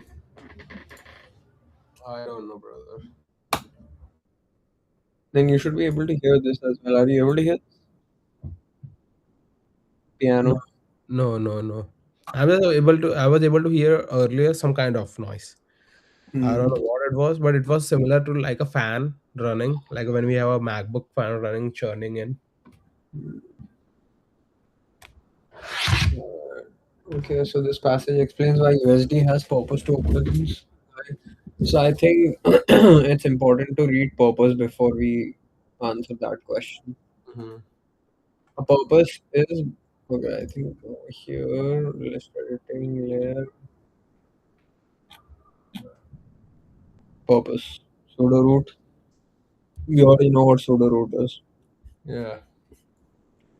Pseudo root is the top of the prim, like at Yeah, the parent of all root prims on that stage. Main entry point. Each stage contains a pseudo root prim that allows the stage to contain single tree. Blah blah blah. Pseudo root facilitates crowd processing by providing a common ancestor for all authored root prims. It's represented by the path and is accessible by USD stage. USD get pseudo root, also known as pseudo root prim.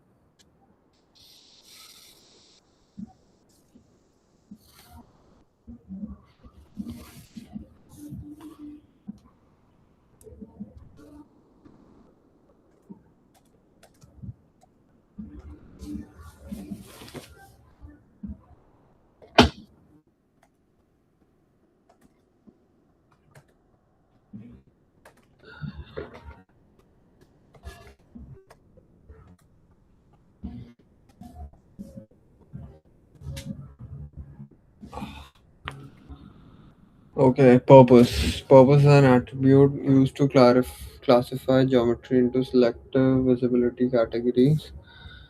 Purpose is a USD geoimageable attribute that provides visibility categories that get scene graph traversals with values including default. Purpose is an attribute used to classify geometry into selective visibility categories. Purpose is a USD geoimageable attribute that provides visibility categories that get scene graph traversals, okay, with values including default, general geometry, render, final quality, proxy, lightweight preview, and guide visualization. I see.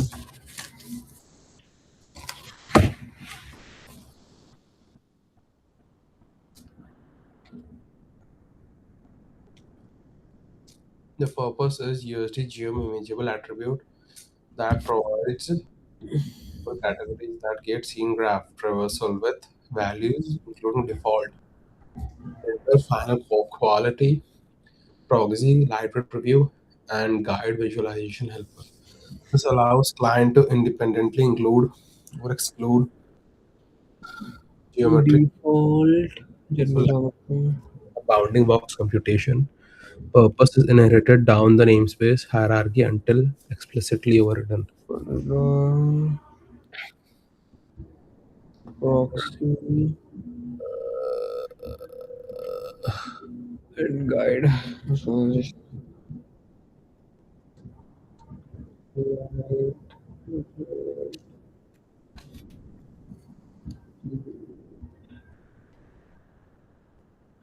file quality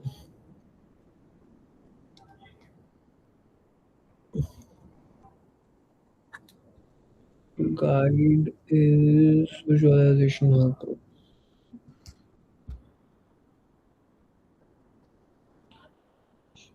Helpers. This allows clients to independently include or exclude geometry categories during traverses like rendering or bounding box computation. Purpose is inherited down the namespace hierarchy until explicitly overridden.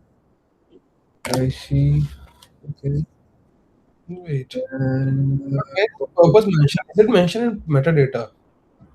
Yes, I think it's mentioned in metadata. I would guess. where I would guess. Like if it there says what metadata? This is an attribute. How is this a metadata? it's an attribute used to classify. My bad. That's what I missed. Is an attribute used to classify geometry. Okay. This allows clients to independently include or exclude geometry categories during traverses like rendering or bounding box computation. Purpose is inherited down the namespace hierarchy until explicitly overridden. So, and this is purpose. Purpose is built-in attribute for USD geometrical schema and is concept we have found useful in our pipeline for classifying geometry into categories that can be independently included or excluded from traversals of time on a stage, such as rendering or bounding box computation traversals. What is exactly bounding box computation traversals? uh, Maybe some kind of an imaginary boundary that we create around our prim, and we can restrict our USD composition engine to not go to those boxes, or maybe avoid those boxes, or maybe not go out of those boxes. Bounding box computation and traversal refers to technique used in collision detection, ray tracing, and spatial indexing efficiently query larger datasets without testing every single geometric element. The Is it most common bounding. What does it mean though? to no? This is not related to OpenUSD. Yeah, OpenUSD. Yeah, because bounding box are used in various places. Like a bounding box are also used for image and object detection. So depth first traversals that uses scene graph nodes to calculate aggregate bounding volumes. Because repeated local bounding box calculations are computationally expensive, the standard approach relies on using geom box cache to optimize the process by caching subtree calculations. Hmm.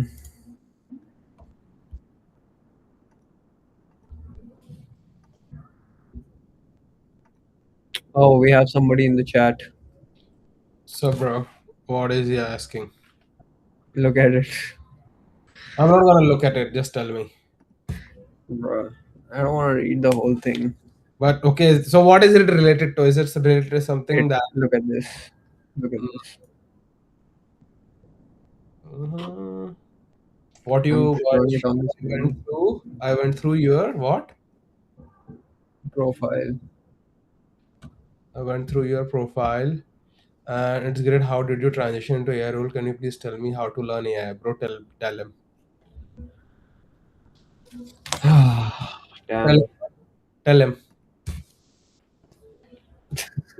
Tell him, bro. I told I you it's don't for you, know. fucker. That's why I was telling you. It's not related to me. I haven't transitioned yet. Oh, but you are an AI, right? So, I'm in AI, but people want brand, bitch. People want brand. No one gives a shit. I'm in What? third year. Are you from India? That would change my answer a lot. Yeah. Like maybe you can guide him to do the attention is all you need paper, like an hands-on on it that will give him a fundamentals of LLMs. He's saying, nah, bro. He's not. Okay. So which country are you from, brother? Or maybe are you from states, the great states like us? Yeah, you need to just go through the basics first. You need to understand how the transformer mechanism works, how the LLMs are created, and then you need to transition into integrating those concepts in, applications. Basically, get your train an LLM. I would just say that first train. Look at it. He's saying, "Yep, I'm from India. I told nah for branding." True, bro. Branding. It's all about branding, brother. I see.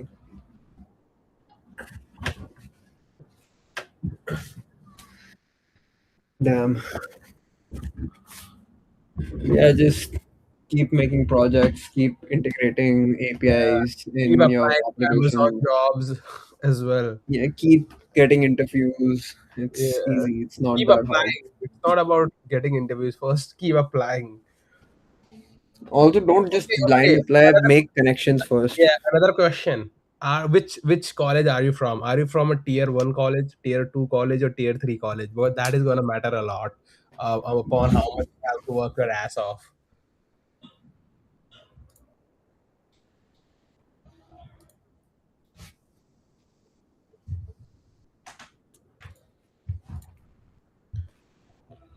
Why the fuck is my channel only shown to Indian people, bro? Like, why the fuck?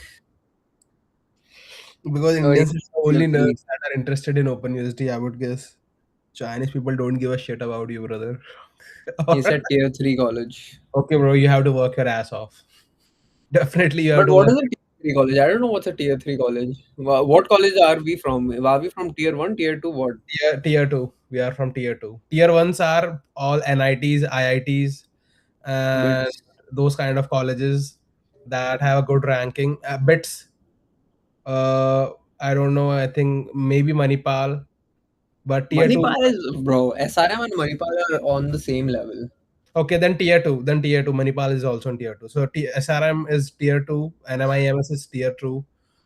Uh, I don't know about any other colleges, but tier threes are any college that are below them, and I do not have any namings for them. But if he says he's from tier three, then yeah, he needs to work his ass more. Galgodias.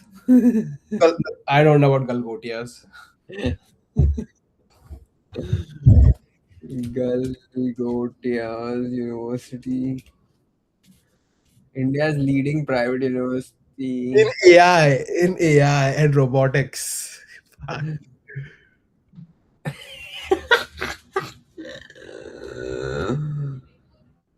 Cape Gemini Infosys. My DSA is fucked up. No CP. I've done.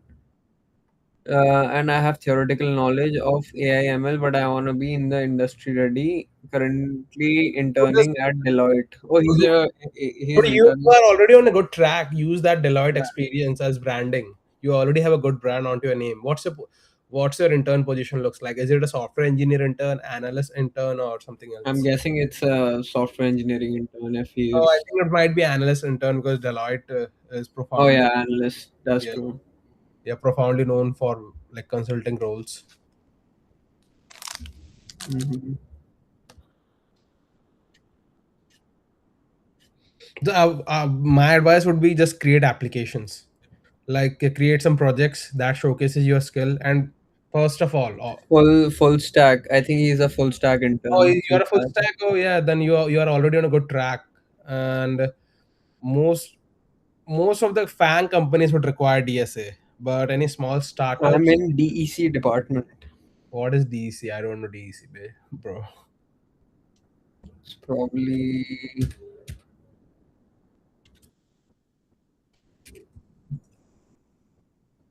DEC And what was the other International. thing? Yeah, create your own website so you can showcase the world about what you have built and publish on LinkedIn's about the projects that you have been working on. And make sure to basically brand yourself out a lot. I don't know you guys. Your live just popped up. What is this channel about? This channel is like we're trying to learn OpenUSD, the future of AI and robotics. Yeah, okay, so this is a project that we are trying to That is create. our goal. We will be contributing to Mars factories eventually. Digital Excellence Center. So okay, Software, so DEC means Digital Excellence Center. bro, I don't know.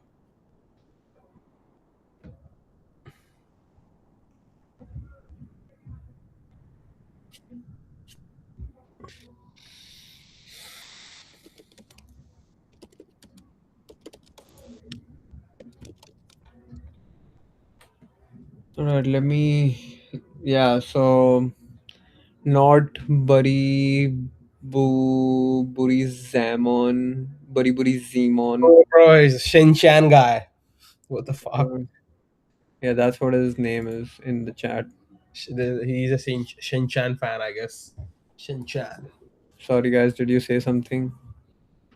We didn't say anything. Yeah, we're just trying to create this project, and that project requires it's basically a decision layer for robots to train on.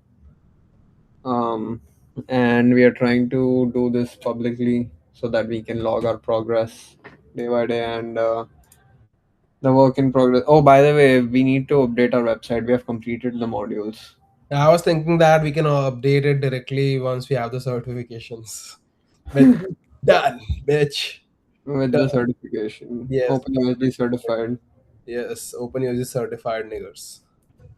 Oh, bro, we are live on stream. I'm telling to ourselves, to ourselves. But you can't use that word, bro. You're gonna get me banned, bro. Oh, bro. And we have a lot of viewers right now as well. How many viewers we have? We had four, but Oh the Lord, moment my you, God! I thought I had four. I was hoping of 400. You are saying freaking four. My God, brother. bro, make me popular, bro. Like whoever is watching, Yeah, make us these kind of popular. controversial things would definitely make you popular.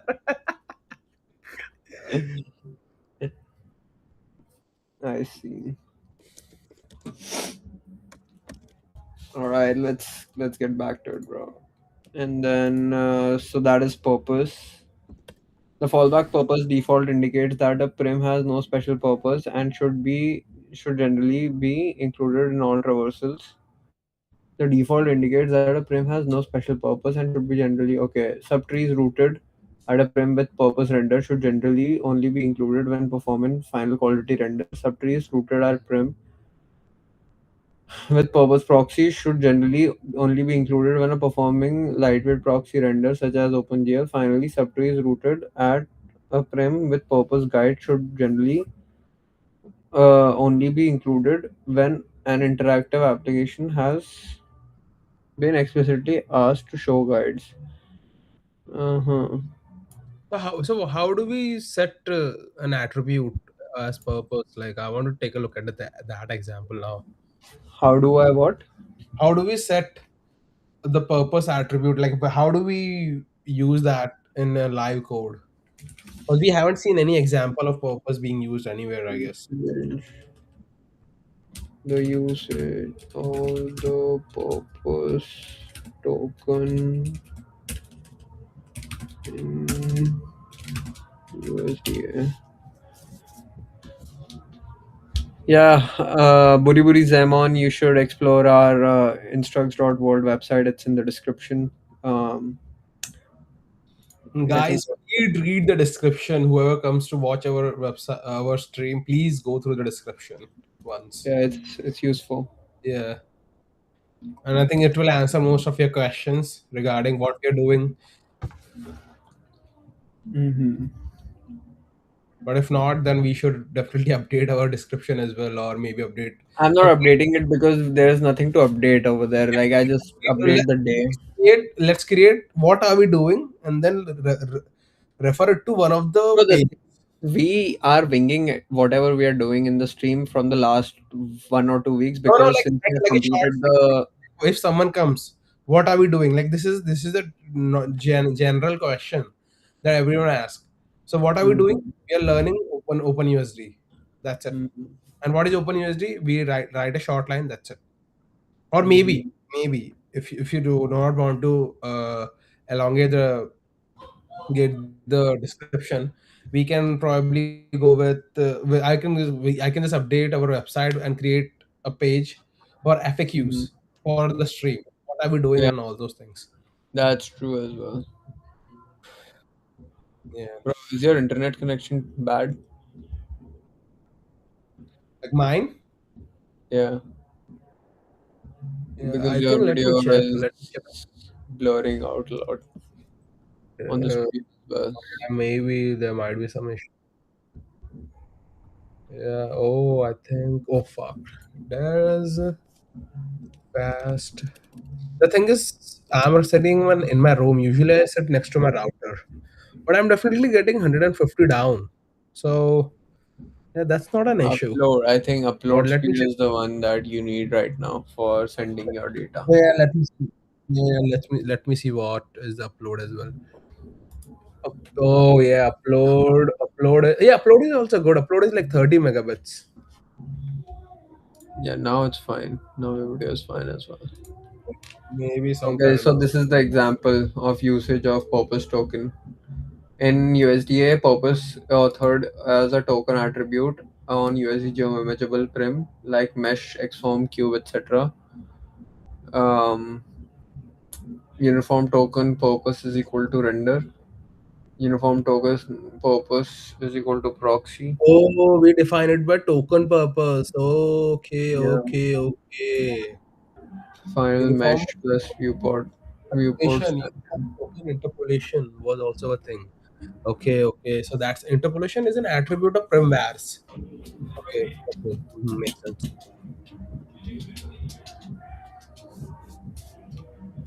Mm-hmm. Bro, I want to. I'm seriously thinking about getting that DJ deck now. Can you like help me find a good deal, like an FLX Yeah, let get send me the details, like what are the requirements, what you're looking for. Then Pioneer I'm FLX? definitely, I would definitely advocate for getting it for Facebook Marketplace if you can, because that's the place where you can find a This best deal. one. Mm-hmm. I Pioneer. don't want to buy like a second-hand one just for it to give out in like a month or something, and then I'm just stuck with Dude, a so broken. the thing is, I know one guy who can help us. Oh, Pushpa the Pushpa. Tiger. Yes. Send me the link and I will ask him. Okay. Yeah, dude, he knows it, dude. He's a go-to person for these kind of things. Like he was able to get Mhm. me most of the best deal. Like my car, he was the person that got me the that car with a good deal. Oh, he Because got you the deal. yeah, yeah, he was the one that helped me find a car because I was with him at Car Max, and we were just Mm-hmm. sitting over there, and no one was trying to attend us. Mm-hmm. And he was like, "Okay, let's move from over here. I have found another car at the BMW dealership for you." Oh, I'm like, Mm-hmm. "Okay, that's great." And it was way under my budget. Like I was looking at a car that was 25 grand or something Mm-hmm. like that. And you And he got it for found, 17, right? yeah, I got it for 70. I'm like, "Yeah, that's great." Like I think that basically some covers up every other thing that I would need for. Because the main goal was I had to keep my monthly installments like under 500, and Mm-hmm. I have my monthly installments currently at 450, so that's not bad. Mm. But I have, but the best deal, you know who has the best deal? I One already know. only Yeah. with self-driving features.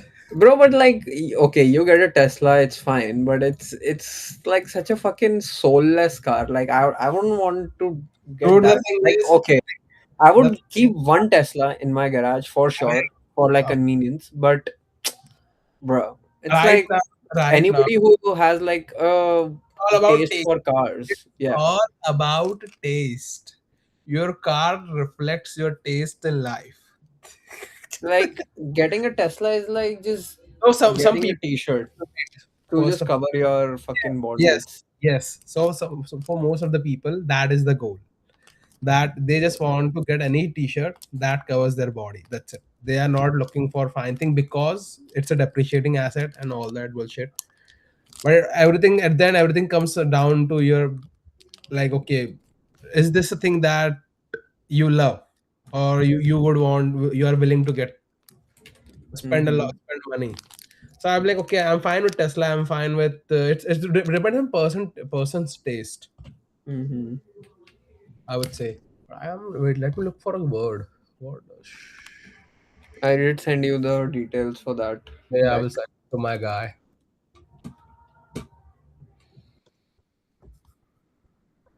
Shock in English. Interest. No. Desires. Yeah, desires. It all comes to a passion and desires. Is it desire? Oh, I'm getting it for 182 on eBay, but I don't know how's the Make quality. sure. Wait. If you're getting it on eBay, make sure it has 30-day return policy. That is Estimated cancel. Seller does not accept returns. yeah. So don't go with that. Make sure if you're getting from eBay, it should have that 30-day return Mm-hmm. policy, or if not, then that is the go-to. Oh, did you look at Best Buy? Maybe Best Buy has some kind of open box thing as well, so they usually sell it for like 20 or 30 bucks cheap or 40 bucks cheap, and still it comes with 1 year Best Buy warranty as well, even if it's open box. California girls were unforgettable. Missy Duke's bikinis on top. Oh. All right. So, do you get it now? This example for Yeah, purpose. yeah, I definitely get it, like crystal clear. Crystal clear. Wow. Edge. All Sticky. right, we can. I think that is enough for the glossary today, and now we can go to data exchange. Wait, how much? How many? Uh, How many do we have? Oh wait, purpose, reference. How many do we have in reference you already know. reference, relationship, relocate? Go down, go down. Root layer. Okay. Hmm. Root layer Because stack, you know what I was doing? I was doing from the back. Like I did completed three or four from like like visibility visibility variant set. sets and one more from the above. Like visibility and variant sets, they have a lot in them. Like I had to spend like an hour going through visibility completely. Mm. And the USD geo imageable example. And that's where I found out. I think above that there's value resolution. And do you know value resolution also have preferences like composition arcs? Damn. Yeah, I didn't know about that. And when I went through the value resolution part, I got to know about that as well. That value resolution also have preferences like okay, if time samples are given the highest preference when you're trying to resolve a Oh, value. this one, Yes, yes. If you go down, I will show you. Wait, wait, go down. resolving metadata, Yeah, yeah, yeah, yeah. Over here, resolve. resolving at interpolation, Yes, for value across each side. Yes, just go through the third one, and it will tell you everything. default values. No, no, go through the third four value source of each area. Go through this. Just go through this. For each side in a prim's index that may affect a metadata or relationship, there is a single place to look for a value. If none is found, we move on the next site. Looking for values for attributes, however, we must examine four possible sources for a value of each site before moving on to the next site is in the strong to weak order. Time samples authored directly at the site. If there are no time samples, then spleens. Alexa, turn off the closet light.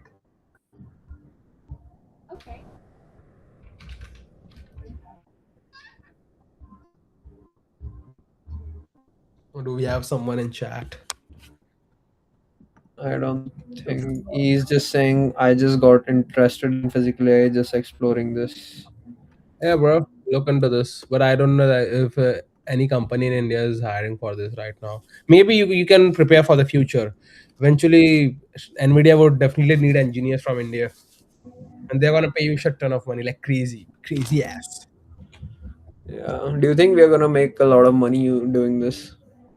Yeah, dude, it's all about demand and supply. Like if we use our AI experience, because it's all about experience. I did saw a role that was paying like 300 grand.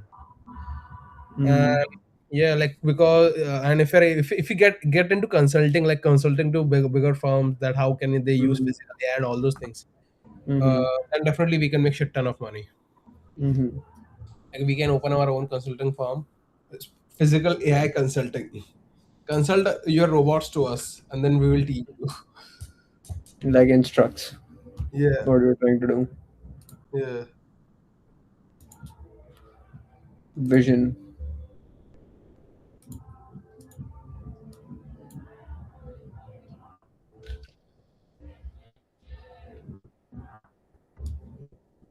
All right.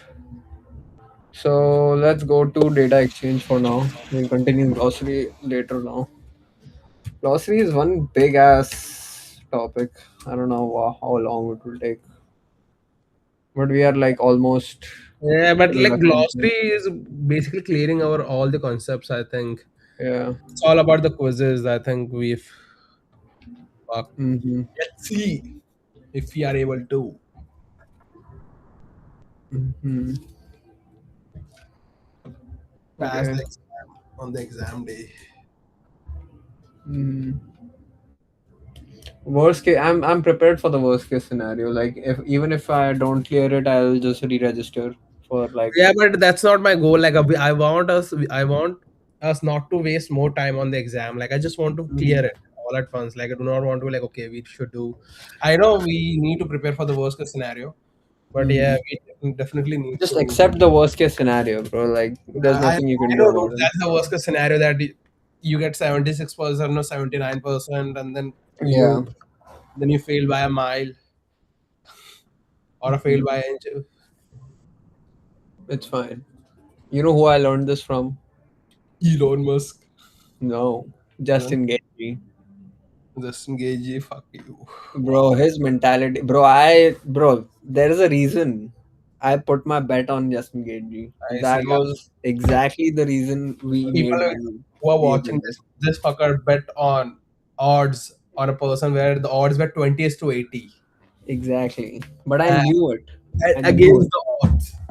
Elon Musk mentality. Against the odds. And not once, bro. I've done that 5 times this year already.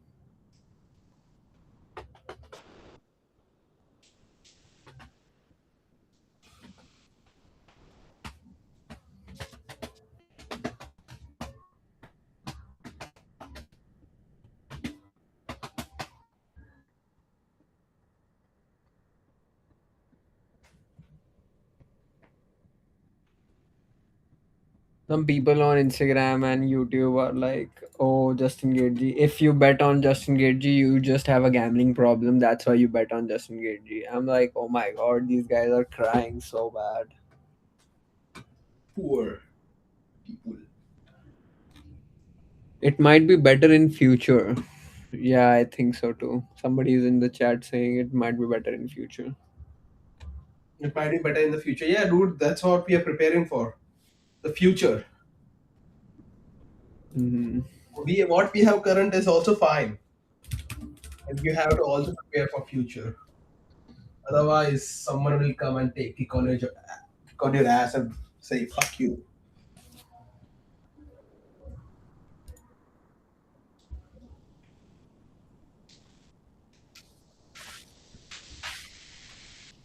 Data exchange, anatomy of a converter. Yes. So we were over here yesterday. Then let's look at. We did look at the code and then note we will not execute this script. Yeah, okay. Okay.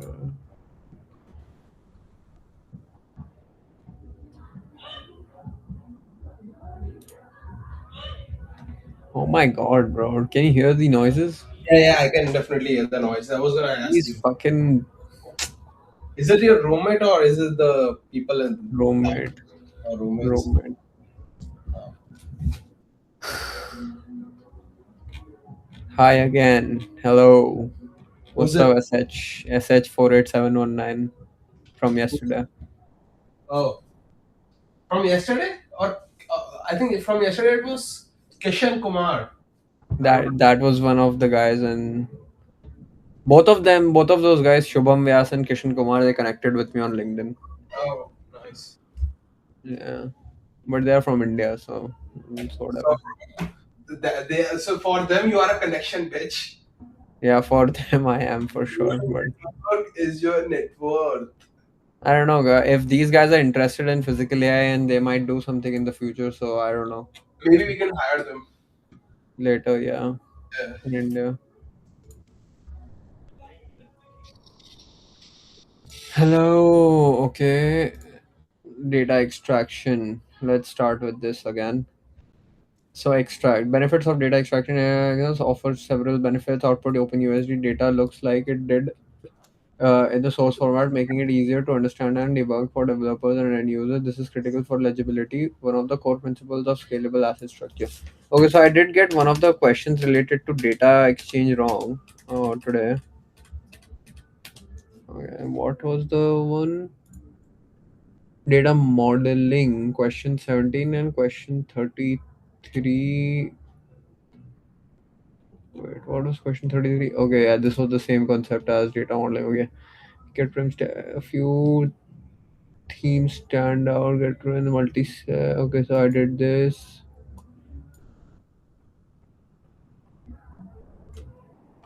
Oh, yes, bro, I wanted to understand this question from you. Question 19.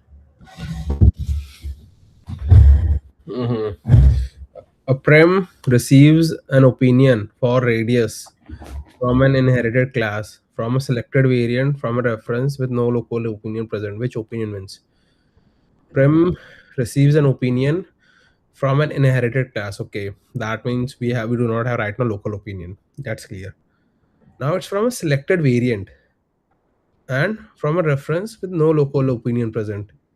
Yeah, yeah. I did. I dude. I literally I did as the same question in the morning to AI. Mm-hmm. Right. So what are the options? So based I on this, selected A because I thought it's gonna say no, that but you where does it say about sublayers? Like Prim receives an opinion. So I don't know if there is sublayer or something right now. So, but let me just go through not that. right now, but inherited class or selected variant or reference that can come from a sublayer as well, right? It's not Yeah, necessary that it it's. can come from, but like this question is incomplete. But let me take a look at the options. What do we have over here? And of the opinion in the strongest sublayer, regardless of which arc delivered it. Okay, the reference opinion because the sublayer resolves before inherits. LIVERPS. Wait, B is incorrect. Inherit. The inherit opinion because inherit is stronger than variants and references. And D, the variant opinion because variant selection override inherit class opinion. So, like technically, you are correct that the opinion in the Mhm. strongest layer, regardless Answer of is which, C over here. is I think it's asking in yeah, but uh, I knew it. The for answer the would be question. C. Answer would be C only because it has never mentioned about like which layer is it from. So the other thing is regarding that from a reference with no local opinion. So we Mm-hmm. it's gonna definitely fall back to whatever the opinion we have. So right now, if you go with A, what it means is the strongest sublayer. So even if there is stronger sublayer and in that sublayer there is no opinion defined, what happens in that scenario? It's gonna fall back. So because of that, it's A option is incorrect. I guess so because What you're not. what what did you say? Can you repeat that? So let's say you are going with the strongest sublayer, right? Yeah. If the strongest sublayer doesn't have an opinion, what happens in that scenario? Tell me. If it does not have a strongest sublayer, it will No, fall no, no, back to the no. local. If the strongest sublayer doesn't Mm-hmm. have an opinion, Mm-hmm. what happens in that scenario? It will go back to inherits Right? yeah. So, so that's why inherit wins.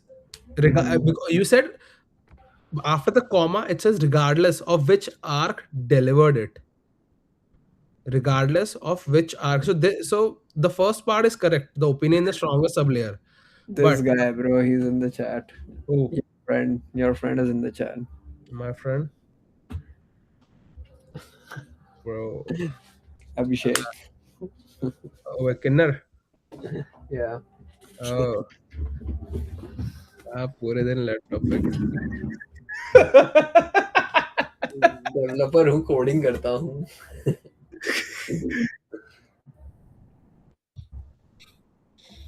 अबे bro. Duty चलाता है तू.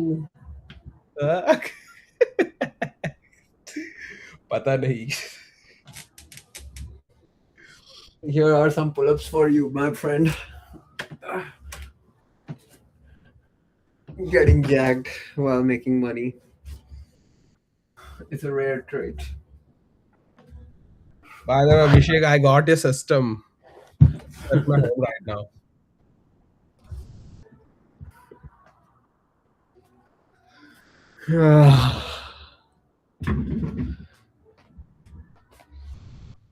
Damn. Yeah, what were you saying for sublayers? So Yeah, for inherits. sublayer, It will fall back to inherits, yes. yeah, yeah, because like after the comma it says regardless of which arc delivered it. Hmm. Because of that, that statement is incorrect. Technically, the first part is correct, but the second part is incorrect over there, regardless of which arc delivered it.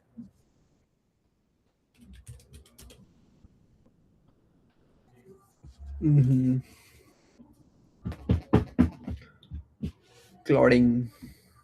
I do clouding, Abhishek. Vibe coding, brother, top pro vibe coding. Bro, but the thing is, we are The, not pure vibe coders. We do understand the yeah, concepts. yeah, yeah, I We know. don't send localhost links as our demo. Who said it? Who the fuck said I know people, bro. I know people who send, oh, here, look at what I built, and they send localhost links. Wait. I'm setting up my Claude code again for applying to Amazon jobs. But bro, I'm planning to get the GLM 5.2 to test Mhm. it out if how it is, and if it works, I'm gonna basically say fuck off to Claude code at this point. I would still have the Claude code, but I would prefer to have a cheaper subscription, dude. Fuck me. Yeah, you're already saving money now. Oh, You don't do the bad things that you used to, right? oh yeah, brother. I quit. That's saving you a I lot of money. quit. Yeah, that's the money. That money is spent on my rehab, so it evens out. Yeah. Rehab. What is data transformation? Okay, so this is one of the questions that I got wrong. A studio architect is documenting when and where data transformation steps may execute within a USD export pipeline. Okay, Which a statement studio correctly architect, describes scheduling flexibility? take a look. A studio architect is documenting where data transformation steps may execute within a USD. Because I did read it today, so I'm gonna try Mhm. within a USD export pipeline. Which statement correctly describes the scheduling flexibility of a transformation step? A transformation step completes before the extracted stage is accessible to any downstream tool. No. A transformation step execute in the same process as extraction step before the stage is returned to disk. A transformation step is limited to operation exposed through DCC application export dialog. A transformation runner separate D. I think D is the answer. A cloud service or a post process after a stage has been So exported. this is something that is clearly written in transformations. D. This is No, clearly. I did not select it because Hmm. I thought that this for some reason I thought the cloud service thing was not correct. As a Oh, yeah, cloud yeah, service or a post. yeah. But yeah, this is something that I did read today. That's why I know D is the answer. So I read it. That's why I know the answer. If Question I would have known, maybe 29. I would have also done B. Question 29 is D, yes. Yeah.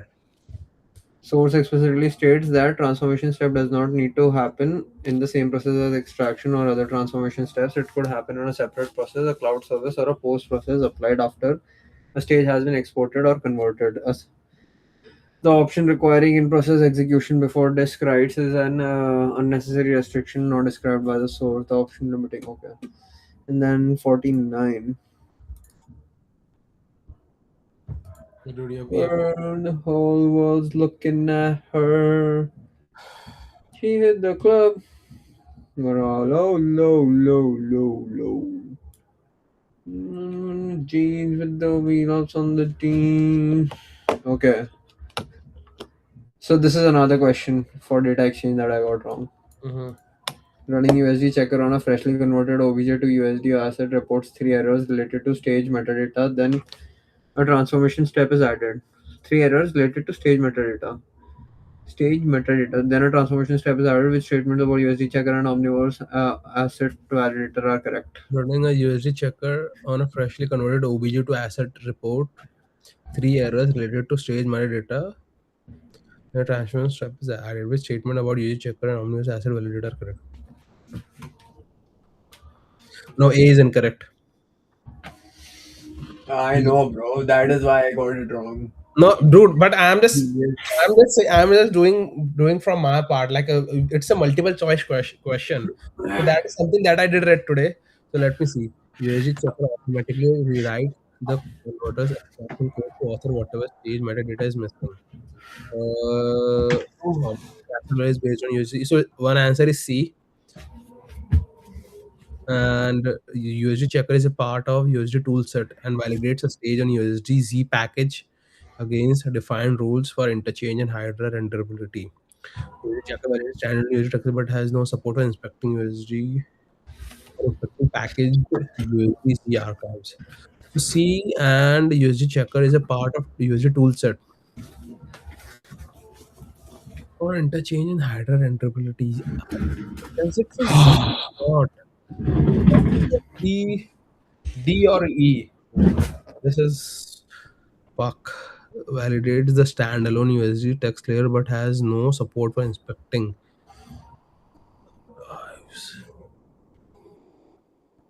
I think D. I would go with C and D. I don't know. I might be wrong, but C. 49th is CND. Yes. Lord help me.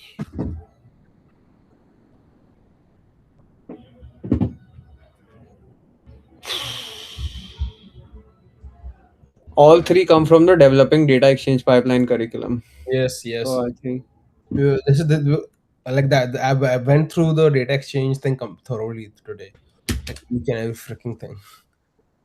let's read it then. Yeah. And it is Do you in have any data other question? Do you transform. have any other data transformation exchange question that were wrong? Let's And take this one, three, like this transformation hierarchy. So 61. 61. Let me do that as well, and then we can just focus on that. So during the OBJ to USD transform phase, a chaser represents all root prims under a new world prim.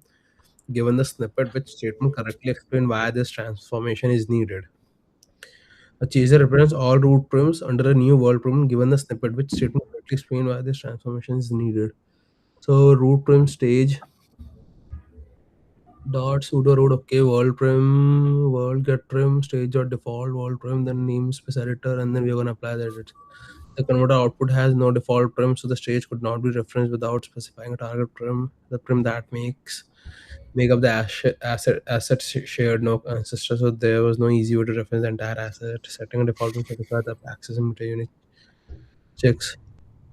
Okay, representing prims and will let geometry compress more efficiently into USD grid format. The converter put had no default prim data, so the stage could not be referenced without specifying a targeted prim. The prim that make up the asset shared no common ancestor, so there was no easy way to reference the entire asset. That doesn't make sense. Setting up default prim satisfies the well represents all root prims under given the snippet which statement correctly explains. Oh shit. This is tough one. Like all the options are almost correct. Yeah, this is a tough one for me as well. Object already defines a scene graph root. So the word from simply renames the root that extraction produced.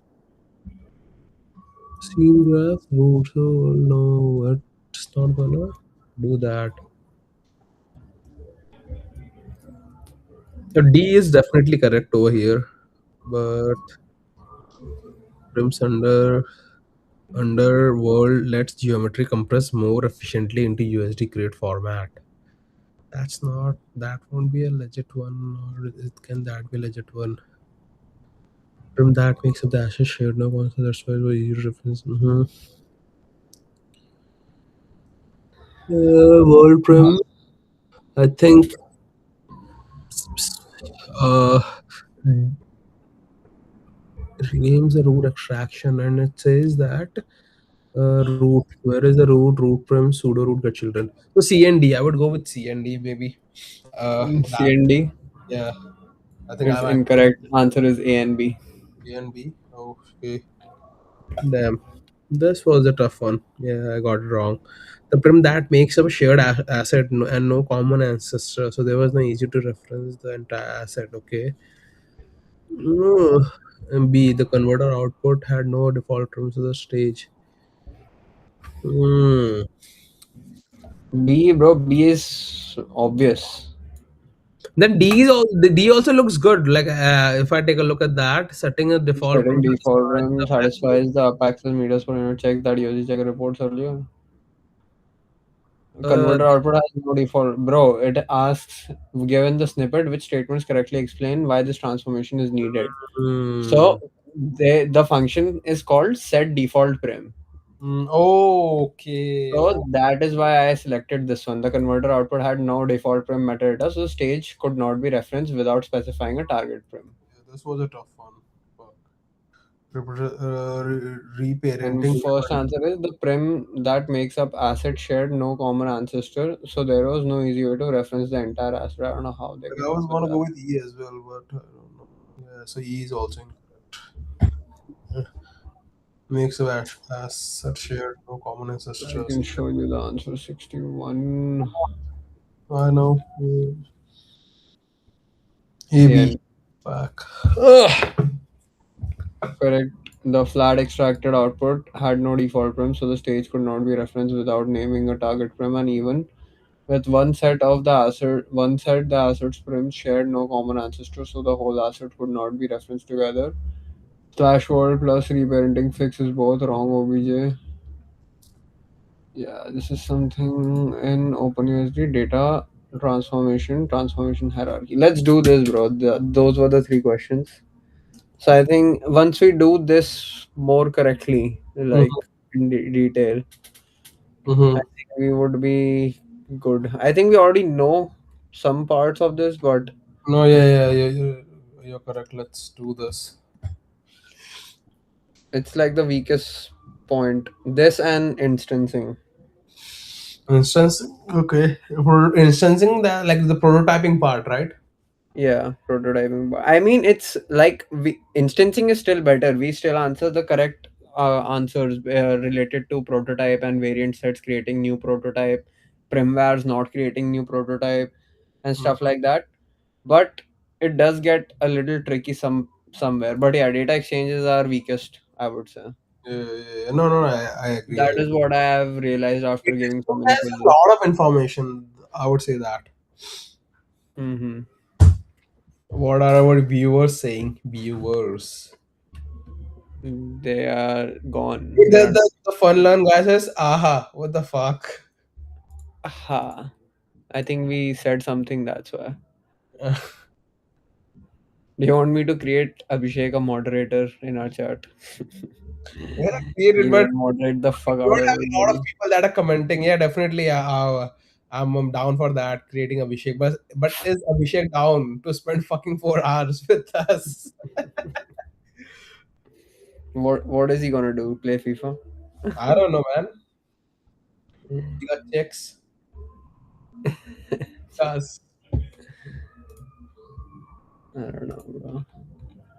Alright, let's do this one. So data extraction offers several benefits. Output OpenUSD data looks like it did in source format. Output OpenUSD data looks like it did in the source format, making it easier to understand that and debug for developers and end users. This is critical for legibility, one of the core principles of scalable asset structure. Principal asset structure. Oh, this is in Omniverse. Damn.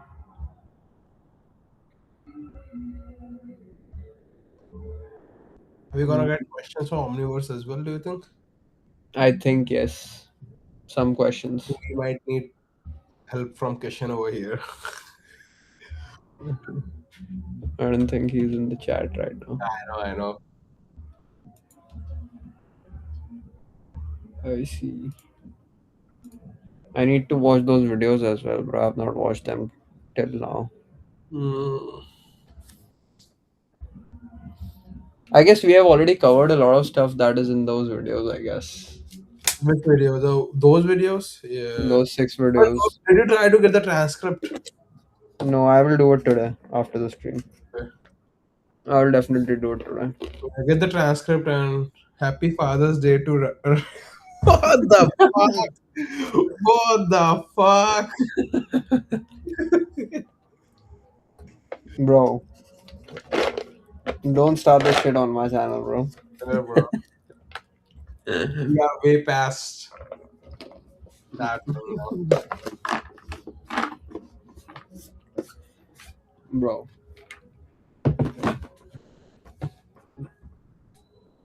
I'm not gonna comment on that because it's all too risky. I don't Yeah, even know what he's talking about.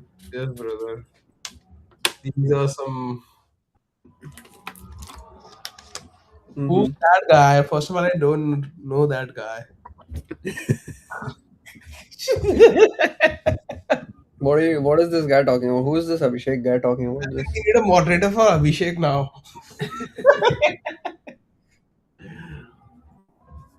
Damn. Okay. Benefits of data extraction. What is he saying, bro? Look at that. And Bro, villain bhai. villain bhai. What is He's that villain bhai? What is that? I don't I get don't it. know, man. I don't know.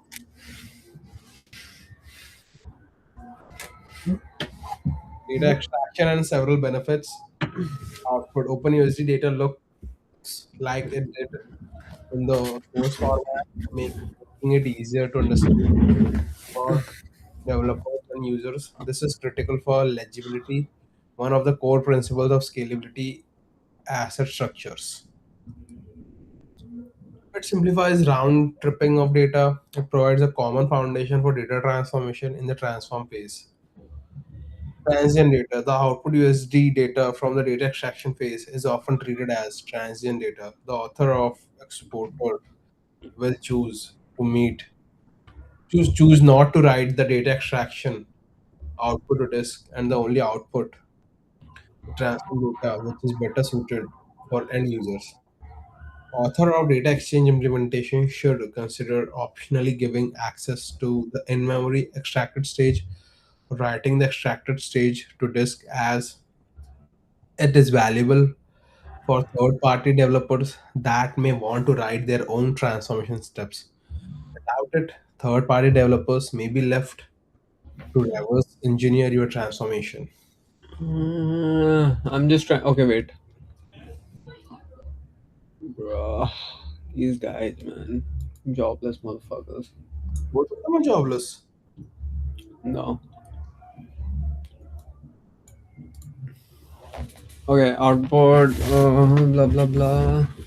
Simplifies round tripping of data. It provides a common foundation for all data transformation in the transform phase. Transient data output extraction is often treated as transient data. The offer author data exchange implementation should consider an extracted transformation steps. Without it, third-party developers may be left to reverse engineer transformation.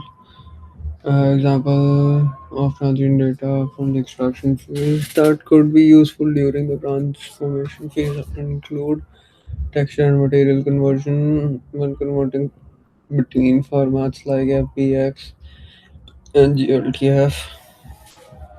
Materials or textures mean to be converted from one format structure to another. For instance, an FBX materials may contain complex shader information not supported by GLTF. That guy whom we were talking to, what was his name? Uh, Fun Learn. Dude, he definitely has an interesting profile. Like his website is also dope. Yeah, he might have How, sent a where request. did you see? LinkedIn. He sent a request on LinkedIn.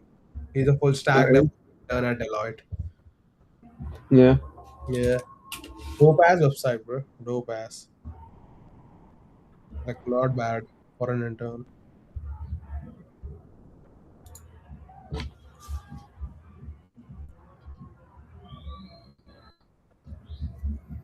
Oh, I see him now. Yeah. Yeah.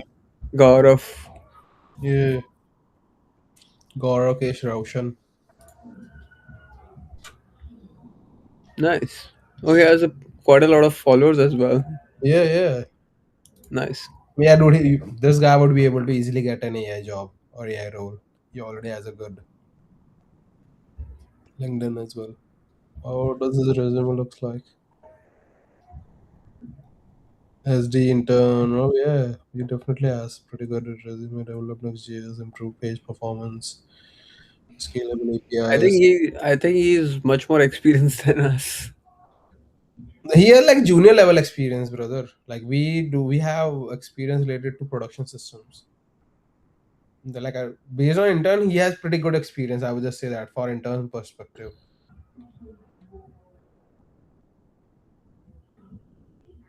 Presidency University of Bangalore.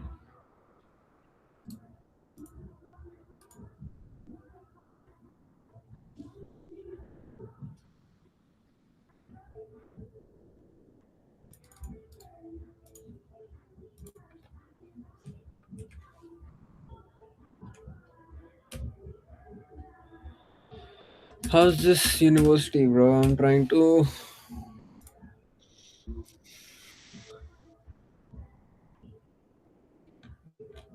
Fuck, dude, cops are over here. For what? I know, dude. There's a there's a meet out going on right outside my house. Sure, let me take a look.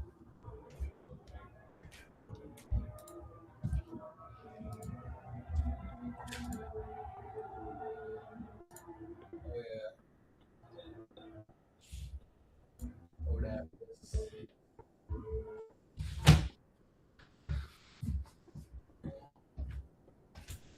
It's 3 a.m. right? Yeah, yeah.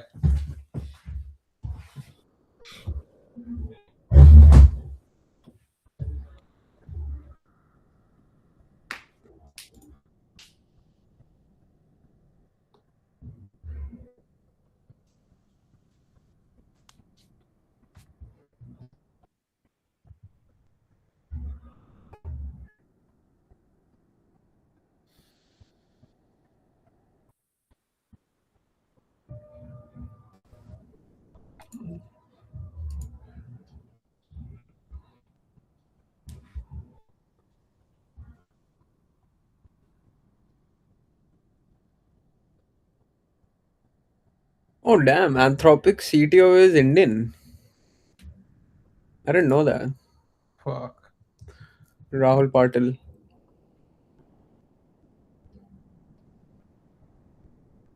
And I have a mutual connection with him. Maybe your CTO, ex CTO. No, I have this recruiter at Apple who's in my connection, who's a mutual with CTO at Anthropic. Damn, bro. He's a. Oh, he was in Stripe. He was a senior VP at Oracle. Okay, damn, these guys have a lot of experience before they can become a CTO. I do. It takes a while. 10 years in engineering management roles, then Experience do two matter a lot at what where you are right now. So that is one important thing. 2 years at Amazon Kinesis Kinesis, Firehose, bro. Kinesis, Kinesis, Kinesis. I said whatever that is, Kinesis. and then senior vice president Oracle Cloud Infrastructure, and then ClearTax was a company.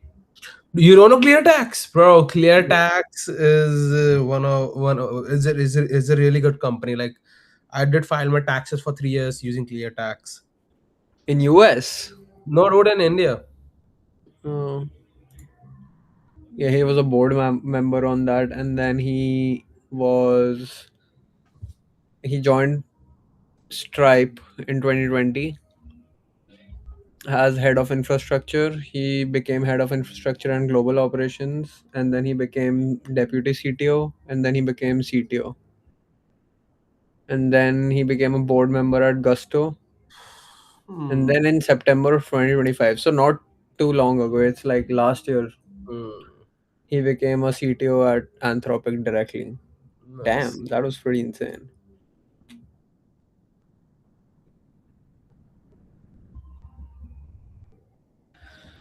CTO at Anthropic.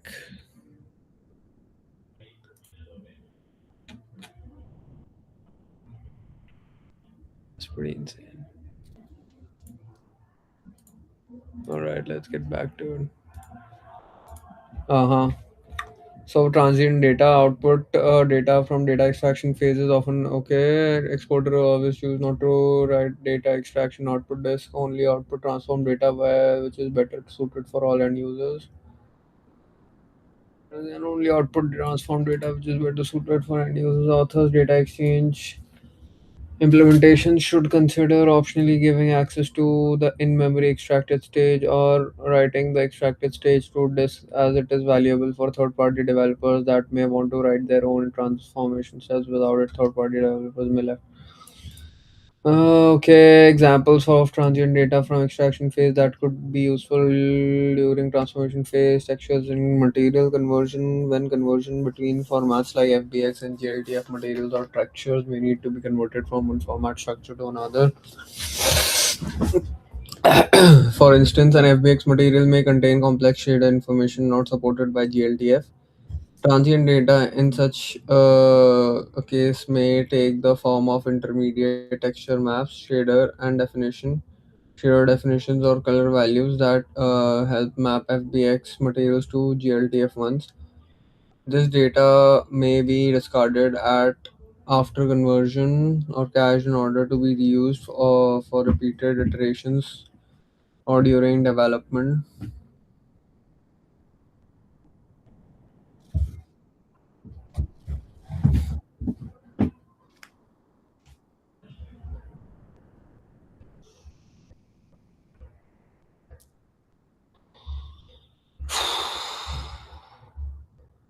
Metadata information. CAD files might contain extensive metadata related to the manufacturing, example BIM metadata about material properties, tolerance, or design notes, which may not be relevant for real time visualization or rendering applications. Transient metadata may take the form of filtering, tagging, and information to retain sidecar files such as JSON.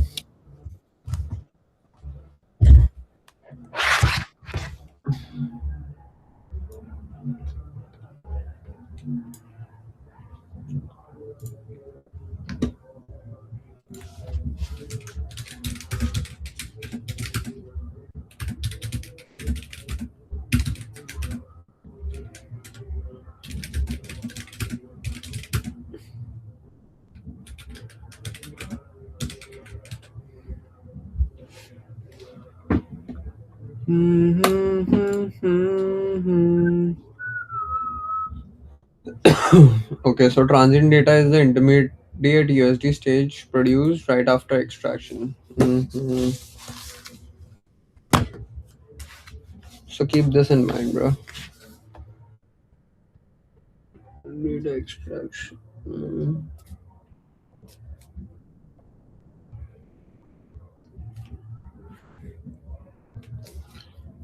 Transient data is the intermediate USD stage.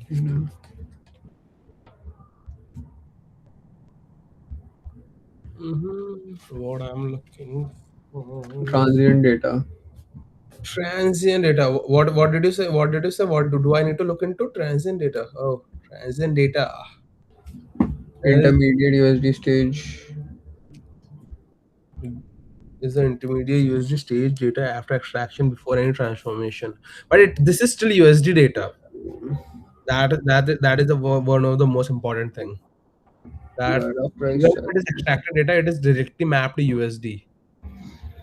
But it Before any transformation or nice end user before transformation.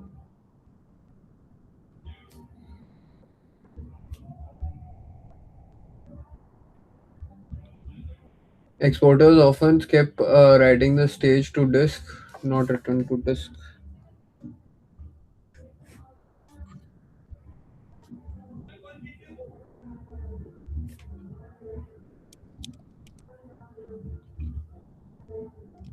And only emit the final transformed USD because this is what DCC's runtime actually consume.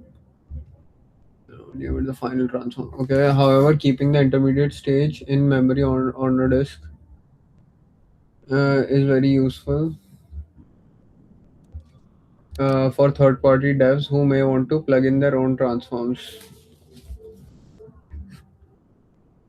May wanna save for third-party devs.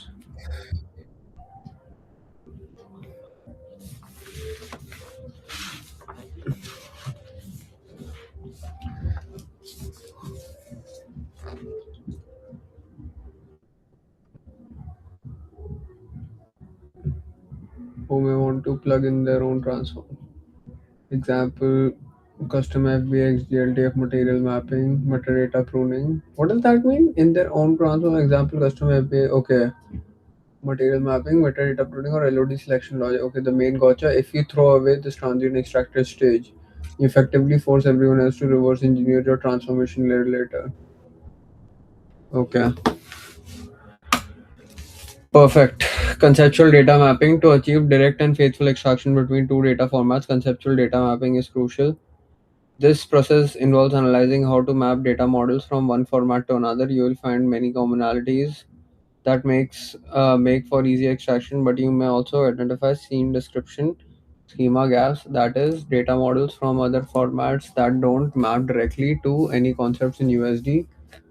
That is data models from other formats that don't map directly to any concepts in USD, identifying and proposing new schemas for for OpenUSD help enrich the interchange of our scene descriptions and grow the OpenUSD ecosystem.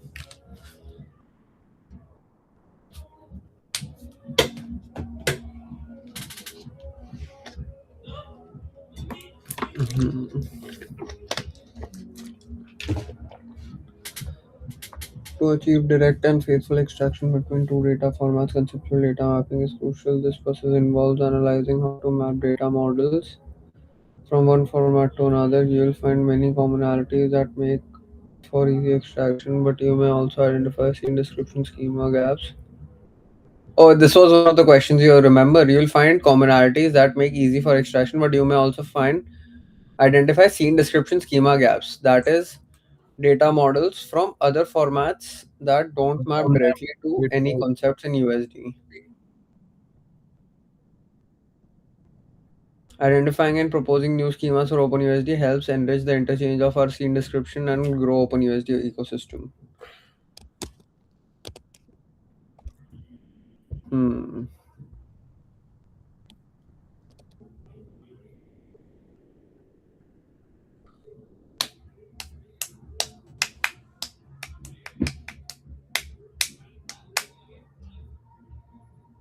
Hmm.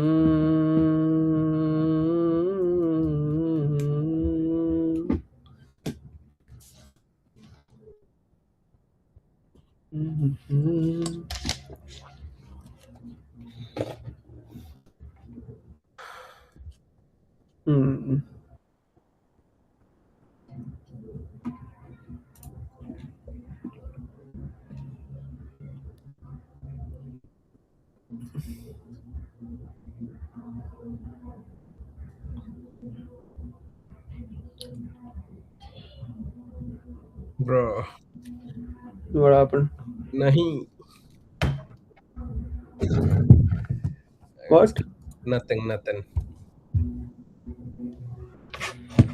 Is that something going on our chat? No, no, no, no, nothing.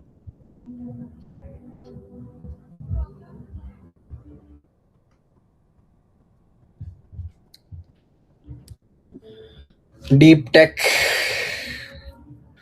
Week Deep. starts tomorrow. What is deep? Oh, There's an event in San Francisco. And Loki, we need to go to San Francisco, bro, just for like finding a job like in person. yes, But bro. It's you know how expensive fucking San Francisco is. But it's, it's worth the price, bro. If we do get a job, yes, just bro. Yes, if we yes. just show up to like offices. Yes. 24, 25. And just said, bro, please do our visa as well. What reason? And I told we need to ask them for visa as well, right? Please do our visa. Oh fuck! What the Hmm. fuck am I doing?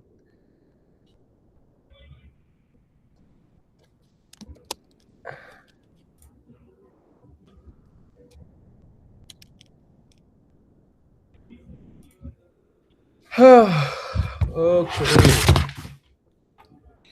my keyboard just fell. Was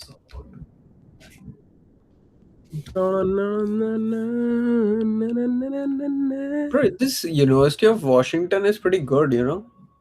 oh yeah, damn. I don't Yeah, I'm know. seeing like a lot of big tech companies that I'm seeing, and like people in those companies like Apple and NVIDIA, and like I'm seeing a lot of people from University of It's Washington. all about location, I guess. But what University of Washington is in Kirkland, Washington. It's not in SF or California or anything like that. Oh, I don't know. Then maybe it might be that good.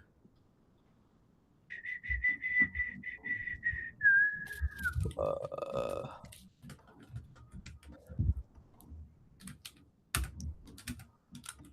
when's my flight? University of Washington. This university. Seven Uh, Huskies on Fulbright scholarship.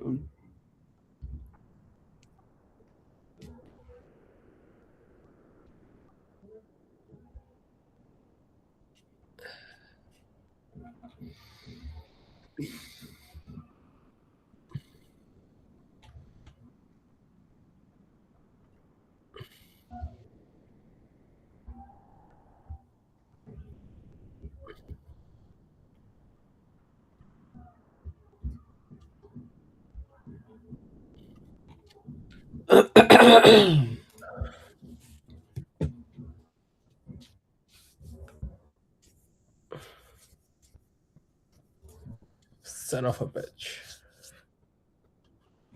Son of Sardar. Have you seen that movie? Yes, brother. Hell of a brain rot.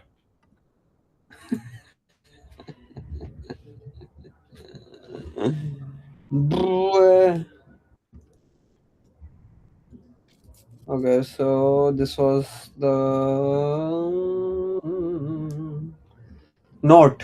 When source formats have compound or group data like structs, records, or group fields, namespace prefixed attributes provide the convention. Namespace prefixed attributes provide the convention for grouping related properties together in USD. Since USD doesn't have a native struct type, namespace prefixed attributes serve as the standard approach for representing this kind of group data. Custom properties for more on working with the namespace attributes. I think we did do this today.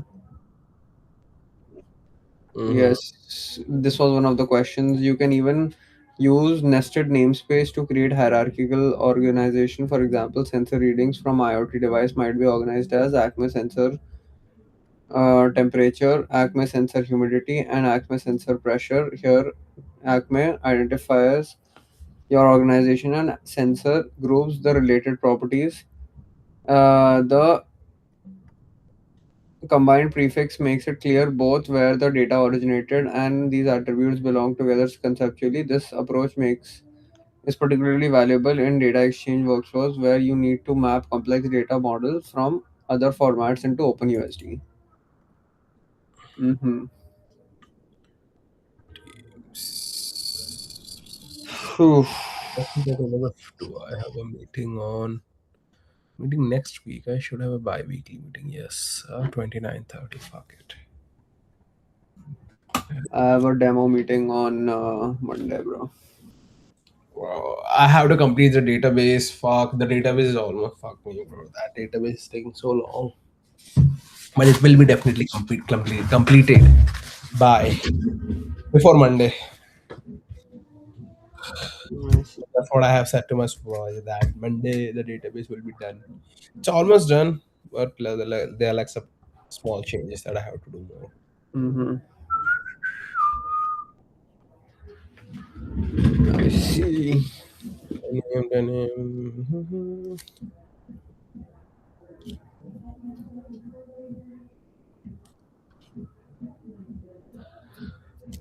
I requested the changes in my room, bro. Oh, Like the small how is bed. it? You can request a change. Is it? I'm not able to understand. Like, who owns your Basic apartment? request. Is it a society or Yeah, it's like it's like? like social seminars. It's like Oh, social seminars, but just for the building. oh, just for the building. Oh, I see. I see. So they have their own maintenance and all that stuff. Yeah, yeah. Oh, okay, okay. And are they selling well like individual rooms or you have to always have a roommate, a partner, or something like that? No, they do it by apartment, not rooms. Oh, okay, okay, okay, okay. Nice. Yeah. So I've requested for a new fan, new curtain rods and curtain and new bed. Hmm.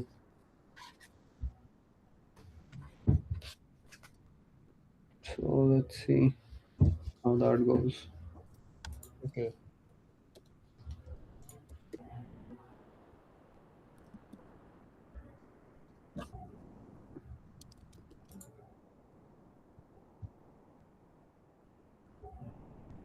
Uh-huh. Okay, so this was namespace creates What hierarchical the fuck? organization. What happened? No, I thought my internet connection was dropping like crazy. So I was just making sure that nothing is wrong from my side. That's Don't, bro. It will end the stream. But I'm not even sitting on my server right now. I'm in my room. So I know, I know. I'm just saying, like, and robot. Oh, this is on Sunday. The robot doesn't even start. So yeah, that's fine. oh, why on Sunday? Why not? Dude, I do it alternate. Like on, so I have some rooms on Monday, some rooms on Tuesday, and Sunday is like maintenance day. So I would I change the see. water and all those shit on Sunday. Maybe clean it up. Yeah, I because see. daily you're gonna run out of the pads and all those things pretty quickly. And then Hmm.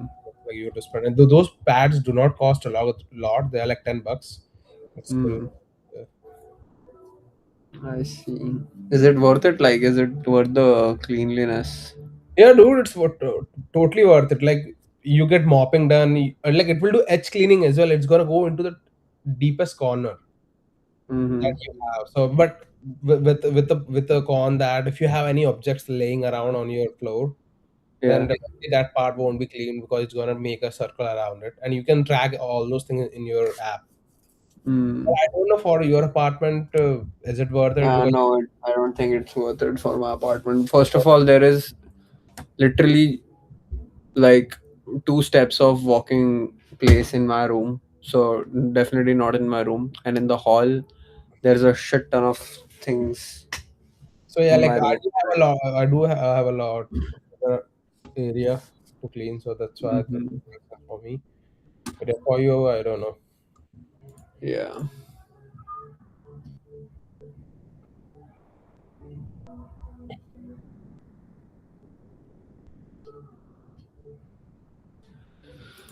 Okay. Benefits of conceptual data mapping. Producing a conceptual data mapping document as you go through this process can be valuable. It serves as a data specification for extraction implementation and helps stakeholders participate in setting requirements. Stakeholders should strive to keep the document up to date with blah blah change to the source format or change to OpenUSD, change to official data mapping. This document enables effective discourse when asking for feedback from OpenUSD community or communicating schema gaps. It helps third-party developers understand which features are supported. Okay, we already saw this. Images show a conceptual data mapping document created by object for BJ to USD converter. We're developing in this module other examples like USD and material X concept mapping can be found in the OpenUSD documentation. Hmm.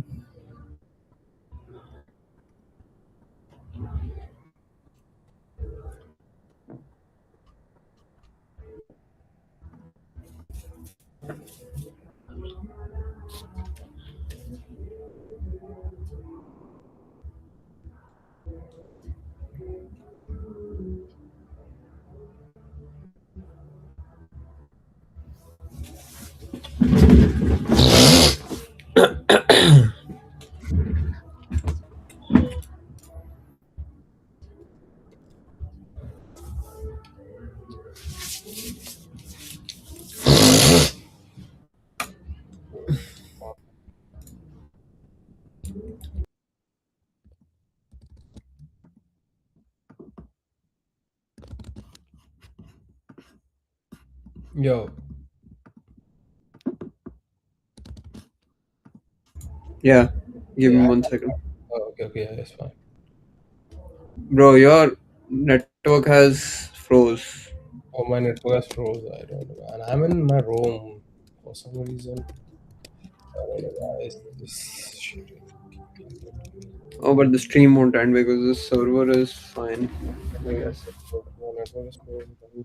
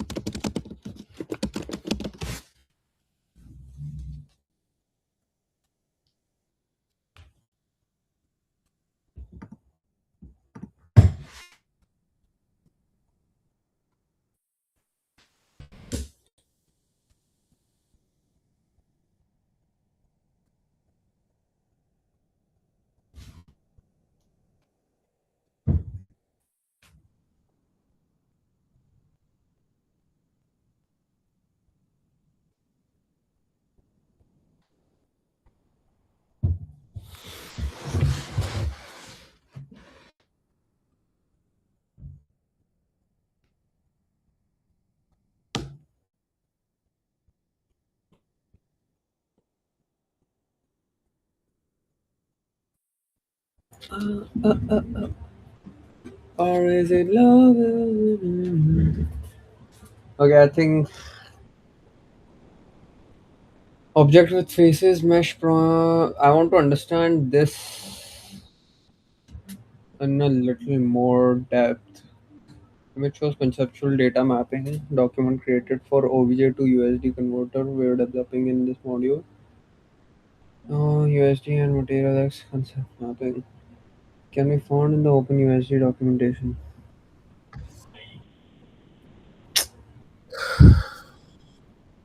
These guys, bro. Oh, what happened, brother? Don't stop screaming.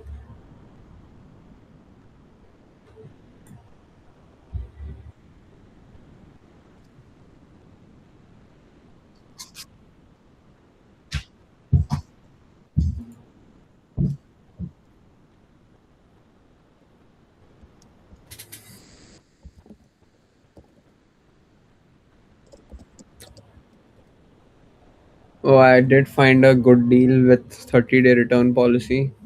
Mm-hmm. Estimated between June 29 and July 1, 9403. 1 year protection as well from Allstate. $20 shipping, and it looks pretty decent.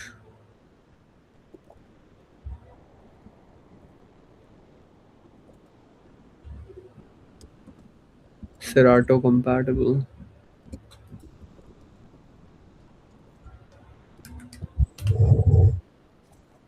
It's a $400 one.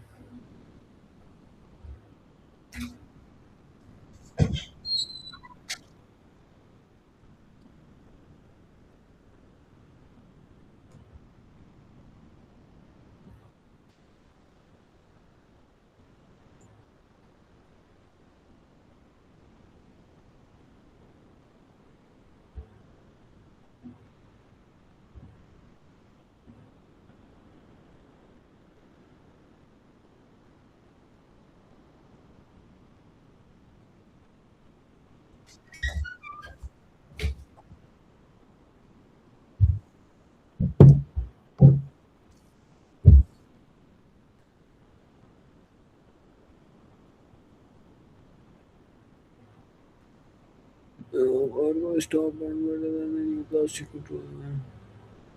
Yeah. We-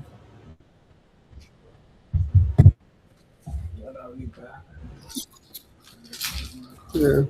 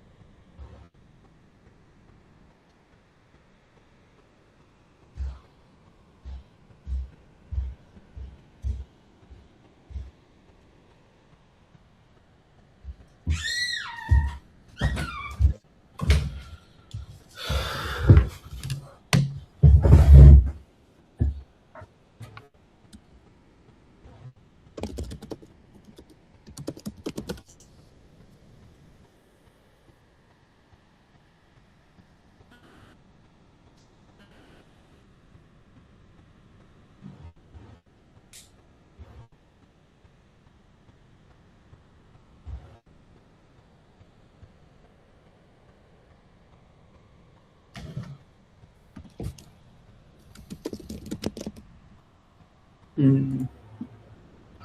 Let me understand this image from. Mm-hmm.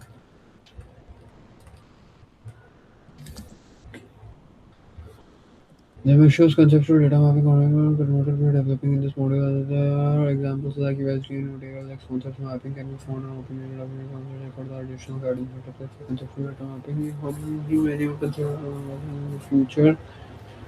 An example how data is extracted from OBJ file and mapped to OpenUSD. Let's try mapping for the next exercise. Is it desire or is it love that I want you to burn? Is it desire?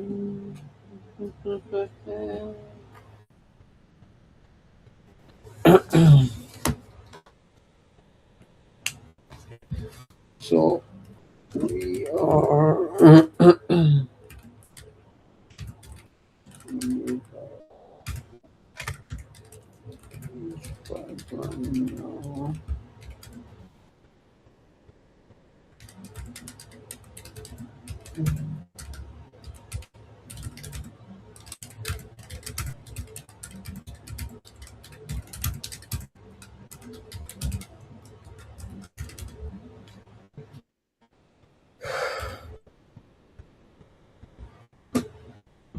Is it desire?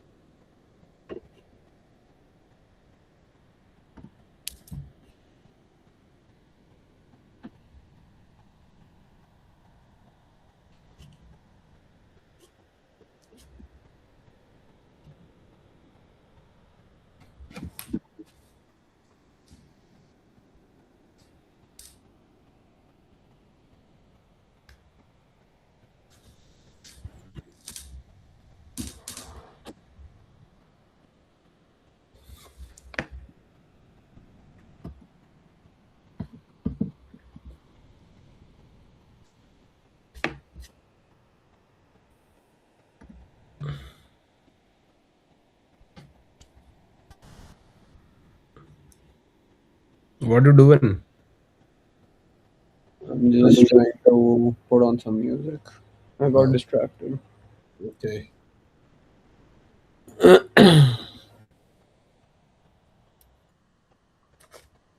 Uh, 4. Okay. All right. So this image shows showing a conceptual data mapping from source 3D format. So this is the image. Vertex points, texture coordinates, VT prime ST vertex normal, normals prime normals face, F vertex indices. Oh, and yes, what was this? Where was that thing for vertex indices, face vertex counts and vertex indices? What was that thing? It's going to be after this, I guess. Like in this only, Yeah, like it's in this, right? It's in the this, same module, yeah, right? Okay. yeah, the model.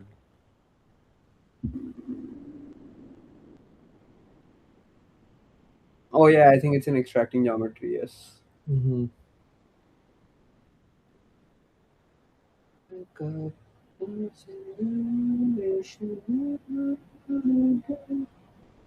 All right. Can you explain this image?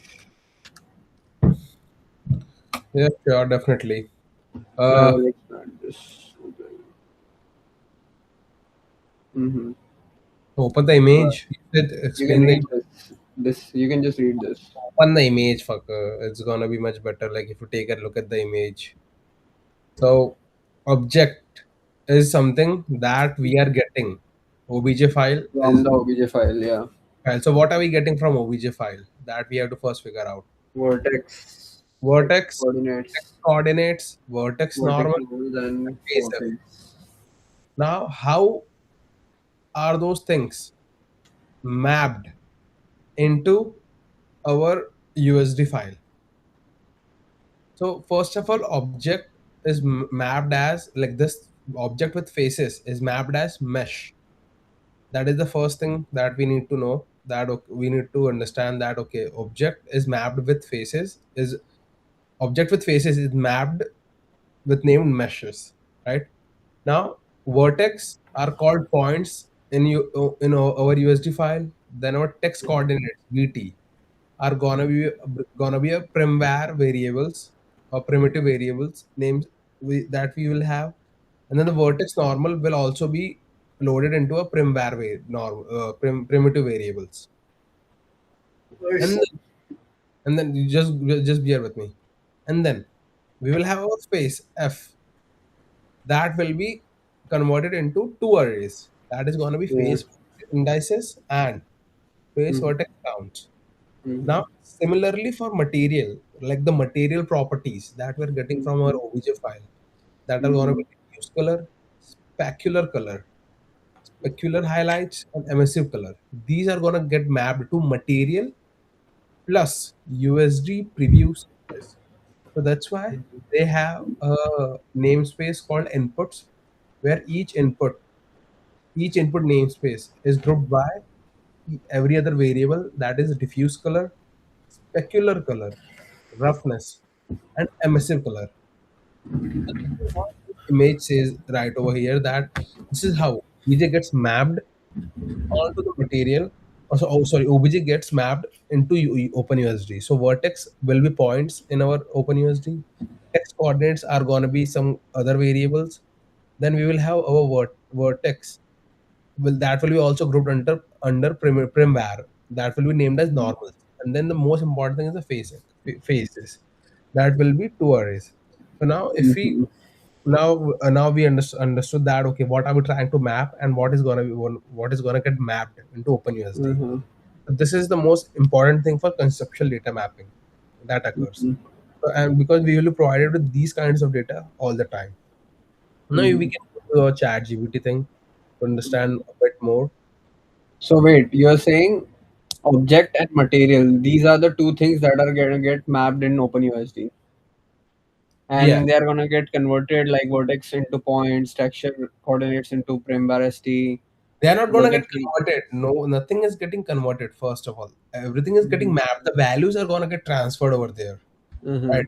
And Oh then, yeah, mapped. Sorry, yeah, mapped. mapped. Conversion is a different thing. Mm-hmm. Okay, and then materials into USD preview surface. Okay. Hmm. Input roughness, MSS. So all these things are gonna get mapped into what already exists in OpenUSD. Yes, and some things that won't be mapped, they have not discussed it over here. This image showing conceptual data mapping from source 3D format into OpenUSD. Most likely, the left side is describing wavefront OBJ style object and its MTNL material, and then showing each part how part should become USD data. This the big idea. Source 3D format map each concept to the right of the USD schema property. Author a valid USD mesh material plus USD preview surface. This is the heart of data exchange pipeline. What the left half means geometry mapping, object with faces, USD mesh. In an OBJ file, you usually see geometry like this. V000V. Okay, so this is a matrix, I'm guessing. Yes. What level geometry mapping? Oh, object with faces, USD mesh. Okay, so objects with faces into USD mesh. In an OBJ file, you usually see geometry like this. Mm-hmm.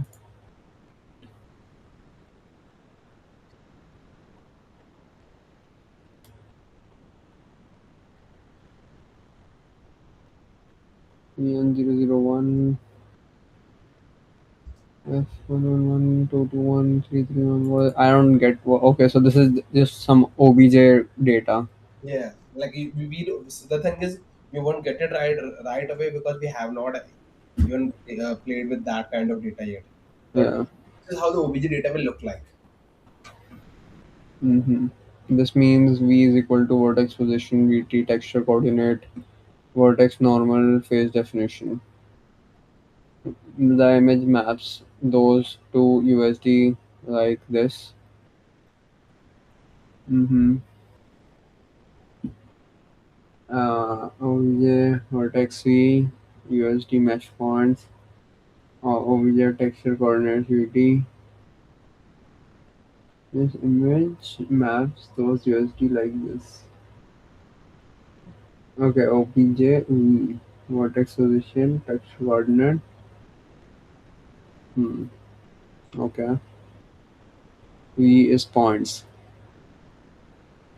Uh-huh. So point 3f. Oh, okay, okay, okay. So first, this V is vertex position. So this is vertex position, and then this is a list of the coordinates, and then USD point stores the vertex position of the mesh notebook line. OBJV vertex position USD points array of vertex positions. Yes, array of vertex positions. VT is primvar ST. OBJ VT 00101101. Text coordinate 2f primvar ST interpolation phase varying. How does it know its interpolation is phase varying? Primvar ST is common USD name for UV coordinates. Yeah, that's the magic where it happens, or maybe we define it to right over here. Mm-hmm. ST equal to texture coordinates slash UV is the primvar namespace tells USD tools.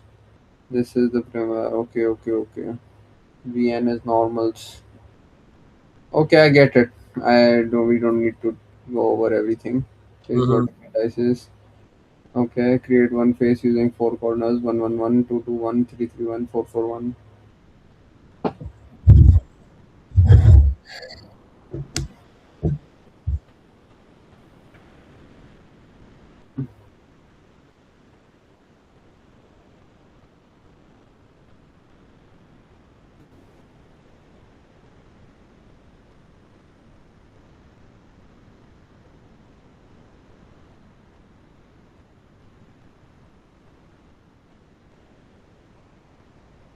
Mm-hmm.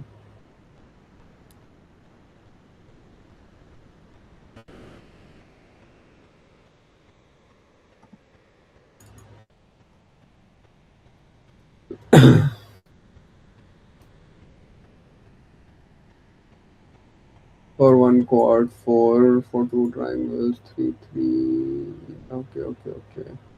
Okay, I think we are gonna see it in the next section. Let's move to the extracting geometry part.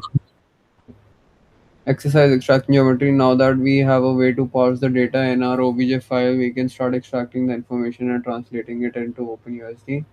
When parsing through each mesh in the scene, we need to make sure the mesh name can be used as an identifier for prim name. Now that we have a way to parse the data in our .obj file, we can start extracting the information and translating it into OpenUSD. When parsing through each mesh in the scene, we need to make sure the mesh name can be used as an identifier on the prim name. On prim name. Now that we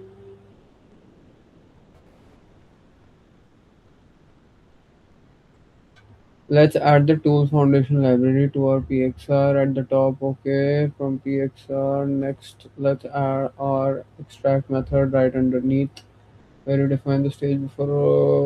Okay, pay attention to your indentation. Okay, okay. So this part. So they are first converting this part. Based on the diagram below, we'll first extract the vertex indices of the face and number of vertices for each face from our object. Hmm. Yes. Still within our loop. Okay, so this is what they are doing over here. Sanitize mesh name TF make valid identification identifier mesh name USD mesh USD geom dot mesh dot define stage F sanitize mesh name.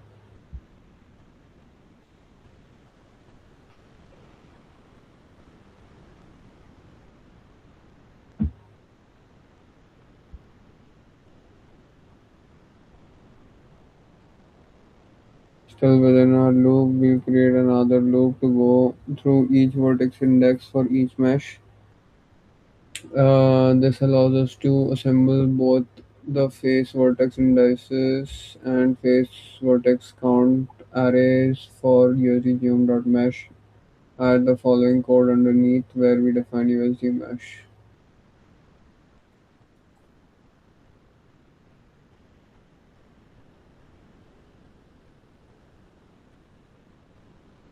Hmm.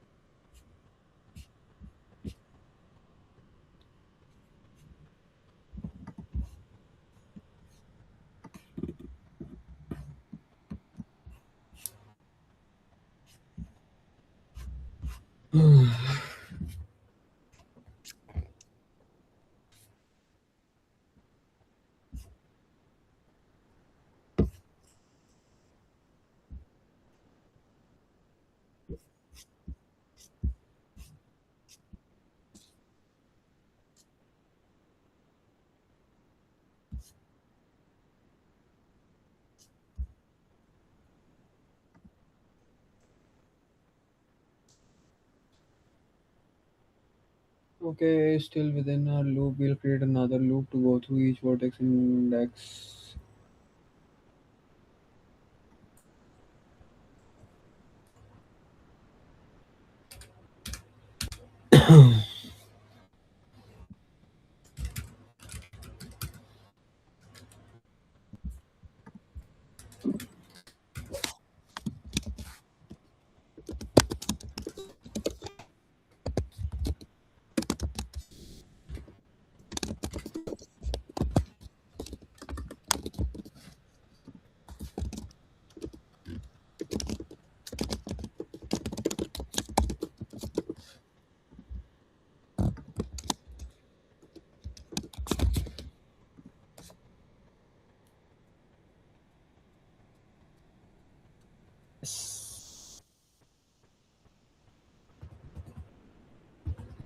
Okay. This page is teaching geometry extraction part of the obj.us or to USD and conceptually it is not doing it doing material hierarchy cleanup. It is doing this. Read obj geometry data, use async to parse it into Python friendly mesh objects, create a USD stage for each source mesh, create a USD geom.mesh frame, map sources geometry arrays into USD mesh attributes, save the stage as USDA.USD. NVIDIA exercise says that once the OBJ parser is available, the goal is to start extracting the OBJ information and translating it into OpenUSD while making sure each source mesh name becomes a valid USD frame name. What extracting geometry means in data exchange extraction means pull the useful data out of the source format. Here the source format is obj source geometry using things like vertex position, texture coordinate, normal, face. Hmm.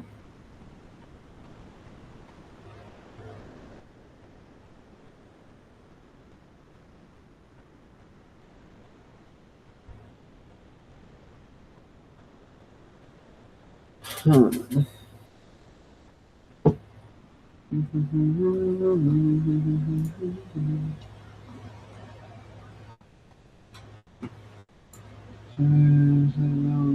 The goal is to start extracting mode extracting geometry means in data exchange extraction means pull useful data from the source format. Here the source format is obj source geometry, things like this. Vertex position, texture coordinate, normal face, USD targets, USD geom dot mesh, which wants Point 3f and okay. Which ones? Okay. So we have this. We want to map it into this. Yes. This page focuses mainly on OBJ mesh vertices face normal. So this can okay. Use geom mesh points face vertex counts face vertex indices and normals texture.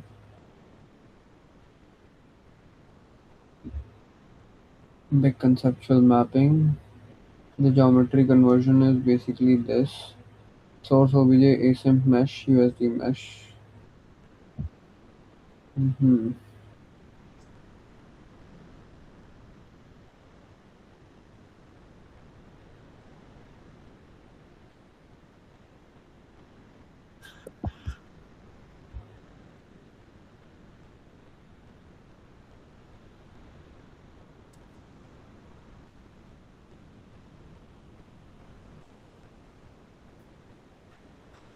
Damn.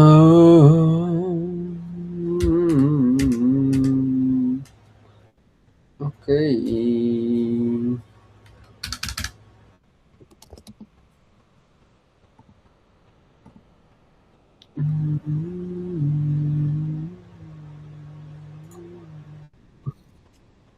Maybe.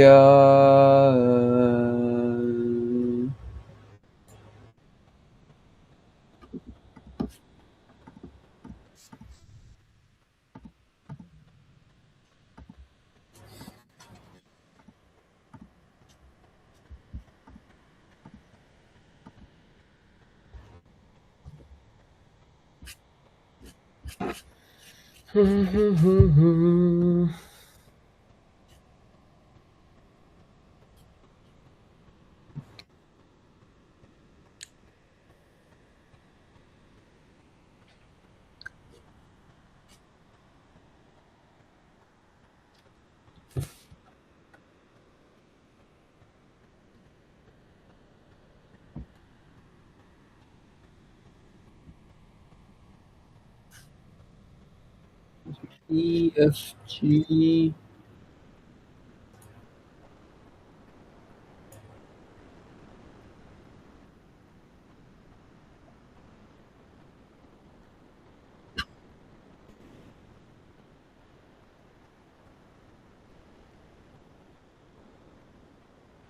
The limits of your authority ends with the choice of whether you will fight or not.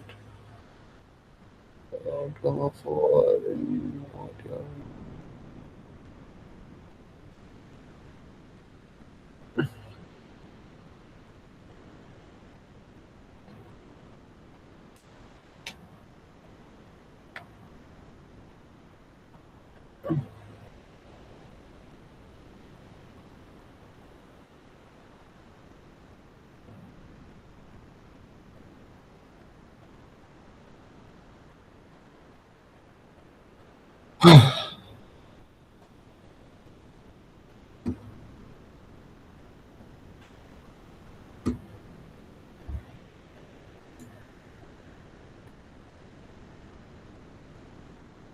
okay, USD target, which one? Okay, this page focuses mainly on OBJ mesh vertices. Yes, big conceptual mapping, mesh name, prim name, point. Okay, so this is important. Mesh dot vertices is points. Conceptual mapping.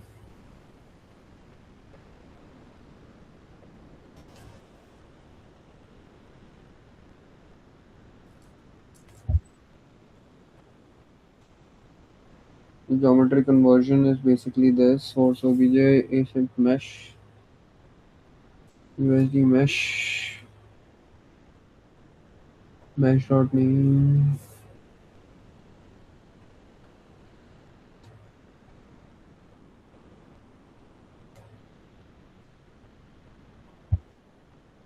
USD mesh,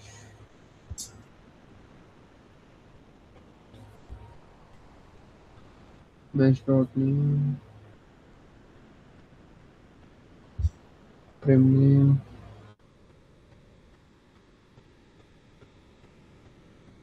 mesh dot vertices.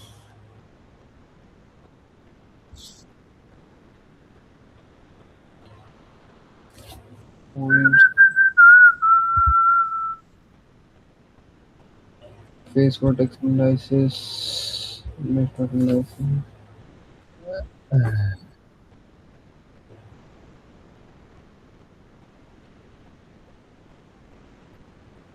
Face vertex indices.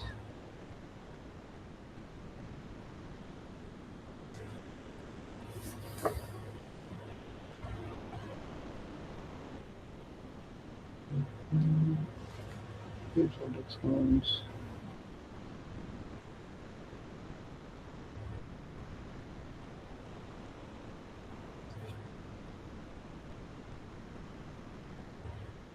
Mesh dot normals is normal.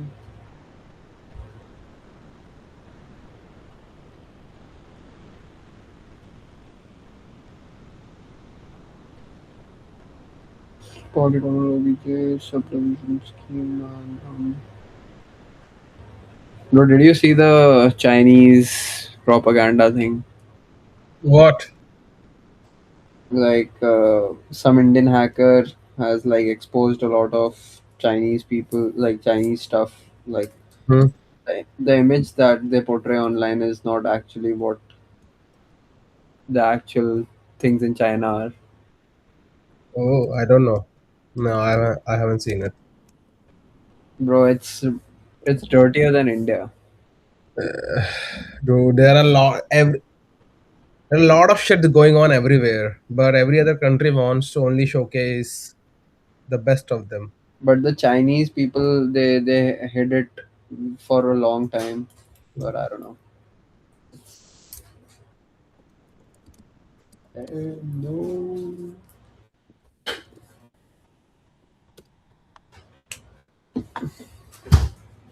TF make valid identifier. Fucking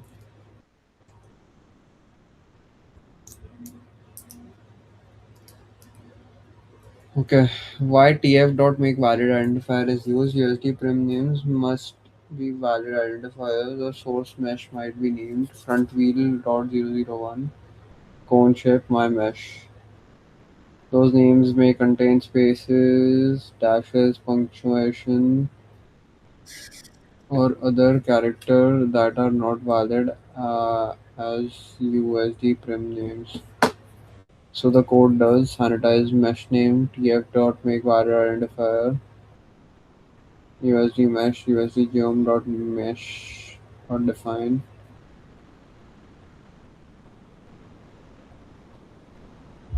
stage.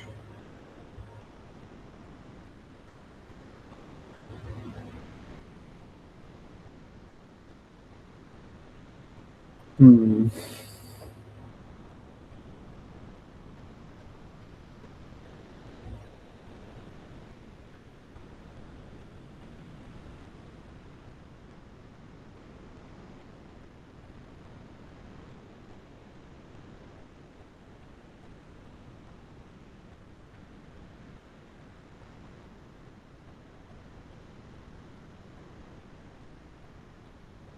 Okay.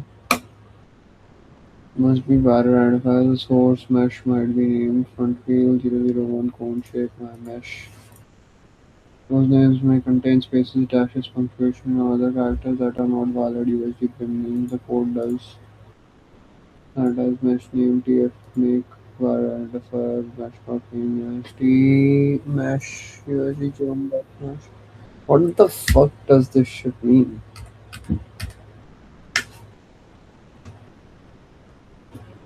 Okay.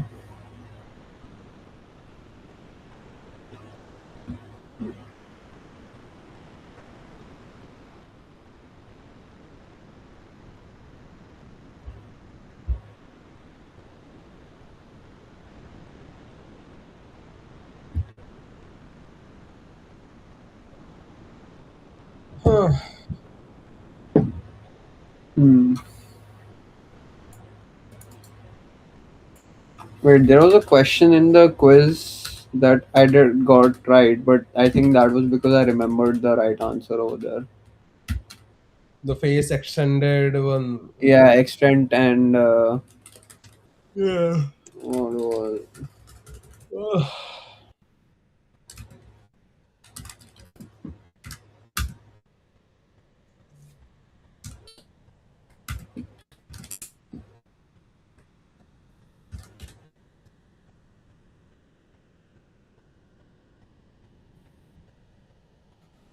Ooh, bro, you know what I'm thinking? Hmm. I'll install this Obsidian. Have you Stall it. tried this?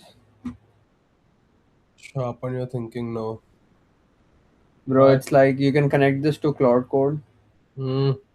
and you can keep a map of everything that you work on. I think I'm gonna do this. And there is a good YouTube video else as well. Let me know how it goes. Yeah. Alright, bro. Like it's 4:25. It is 425.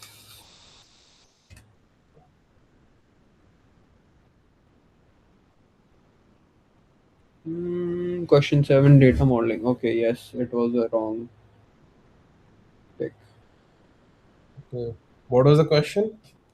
Let me 7, see. 10, and 30. Mm, What was the question? Mm, this one. where is it? Okay, a pipeline tool procedurally displaces the vertex position of a mesh each frame without changing its topology. To keep the mesh well formed, renders which pair of attributes must be kept synchronized. Points and extent, right? Yeah, answer was points and extent. Dude, we did had a discussion regarding why it would be point and extent. Yeah, I Remember? didn't remember it. What was. So okay, open up. Do you have a? Can you open up the editor on that? Like, so let me explain. Go down. I will explain it. Okay, yeah, go down. Go down. Go down. Yeah, like move your terminal down. Move your terminal down. Move Oh. it. Yeah. All right. The question says a pipeline tool displaces the vertex position of a mesh of a mesh each frame without changing its topology. So Mm-hmm. first, what does that statement mean? So that statement means that it's gonna displace the vertexes, right? If the vertexes are replaced or moved at some other location, the Mm-hmm. and as we know, the vertex maps to points, right? And vertex will have some kind of coordinate, Mm-hmm. right? So since vertex are gonna move to a certain point and they will have some kind of coordinate, you and it says that without changing its topology. That means that okay, whatever way they were aligned, whatever were the structure for it, it's gonna be the same. So the only thing that will be changing will be the coordinates. So if you take a look at the coordinates that we have at the points in the code snippet that is provided over here, it's 0 0 0 1 0 0 1 1 0, vice versa, Yeah. right? So when the question says it's going to displace it, it means that it's going to pick it up and place it somewhere else. And when you do that on a polygonal mesh, Mm-hmm. the points gets updated. So the new point coordinate could be 111, 101, Mm-hmm. 220, or something like that, right? Since since points are connected to each other via extent, the extent will also get updated. So is this points and extent defined over here somewhere? uh, I don't remember it. They Is extent a normal? what Extent is a normal or what? extent is a connection between the points. So Extent like is a a connection. vertex. What? It's like a vertex. No. So you have vertex 1, you have vertex 4, right? Mm-hmm. The line between them is an extent. Yeah, between V1 and V4, right? Yes, and what are V1 and V4 in OpenUSD? They They are are points. points. There you go. I see. So points are an extent. Yes. even if when the topology is kept same. Yeah. Because Mm. they are only displacing, right? They're displacing. That means they're not restructuring them. They're not moving them anywhere. So they're just displacing the Mhm. points. That is the question. So like just remember by that okay, if the topology stays same, the only thing that will be changing, like map this image into your brain somehow. Mhm. Like because as you can see over here, you have vertices that are gonna get mapped to points. You have phase indices. So phase indices are gonna get converted into two things. Phase vertex indices, that is phase is gonna get extend. It's gonna get extend. So Mhm. we also have the same thing that is being done in our code as well. Like I think I can show you that. If you go down, What? like the phase indices are getting converted into phase extend. Go down.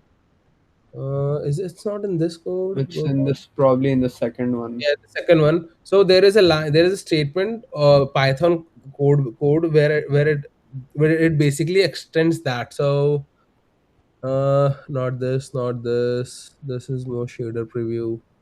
Dude, I think you went way ahead. Maybe I'm guessing. No, go down, go down.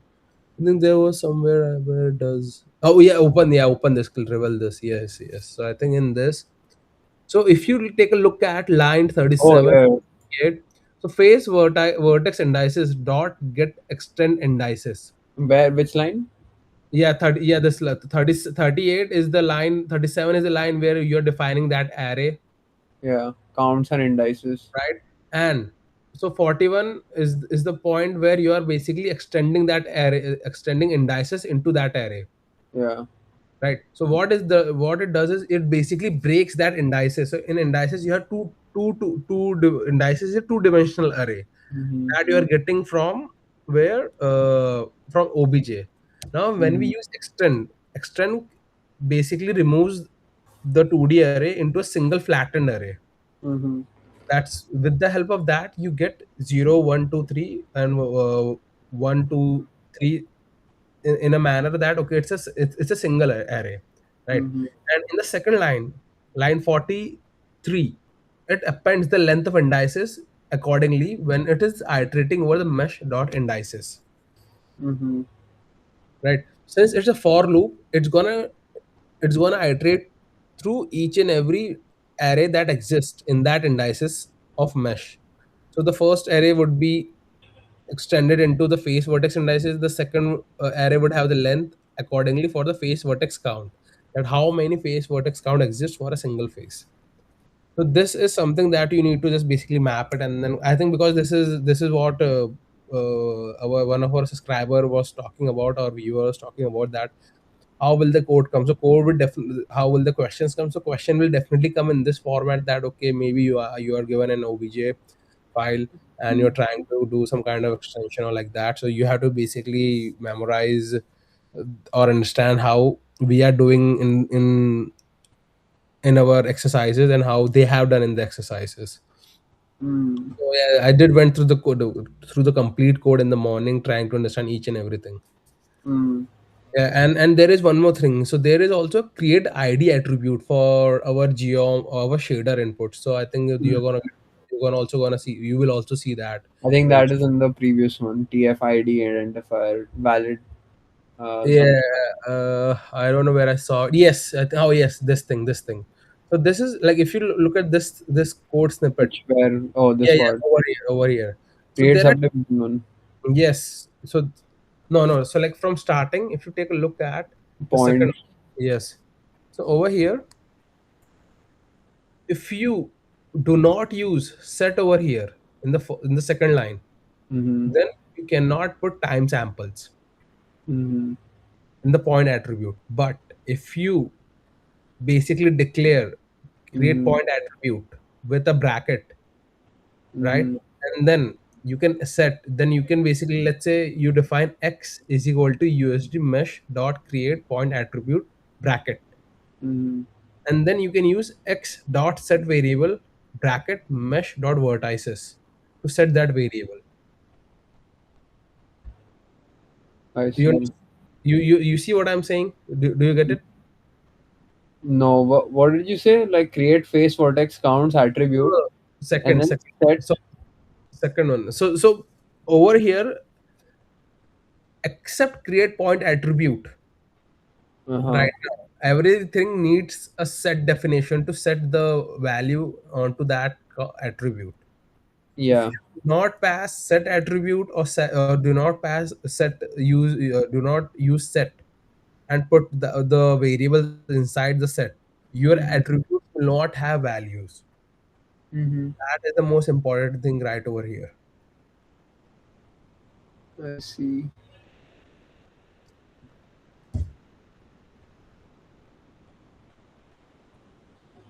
Hmm.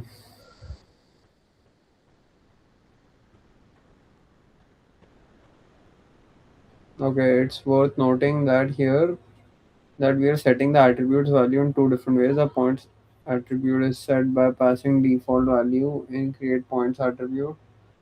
Base vertex counts is set by calling set using USD attribute object returned by create face vertex count attribute.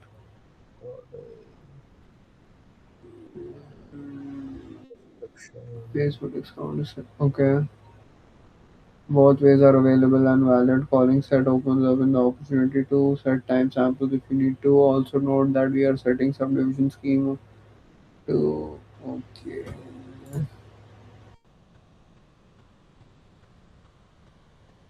Yeah, I think I need to understand this code. Yeah, dude. Like you have to definitely understand that code. Mm,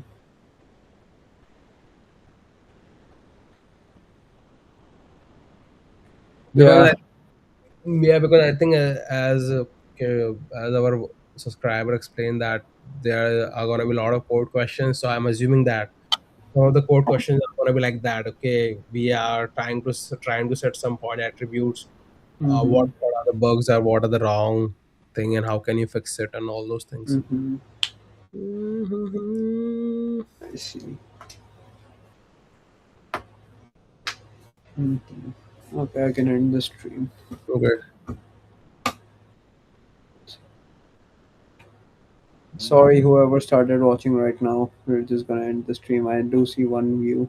One Yeah. viewer. Bye bye. I'm just trying to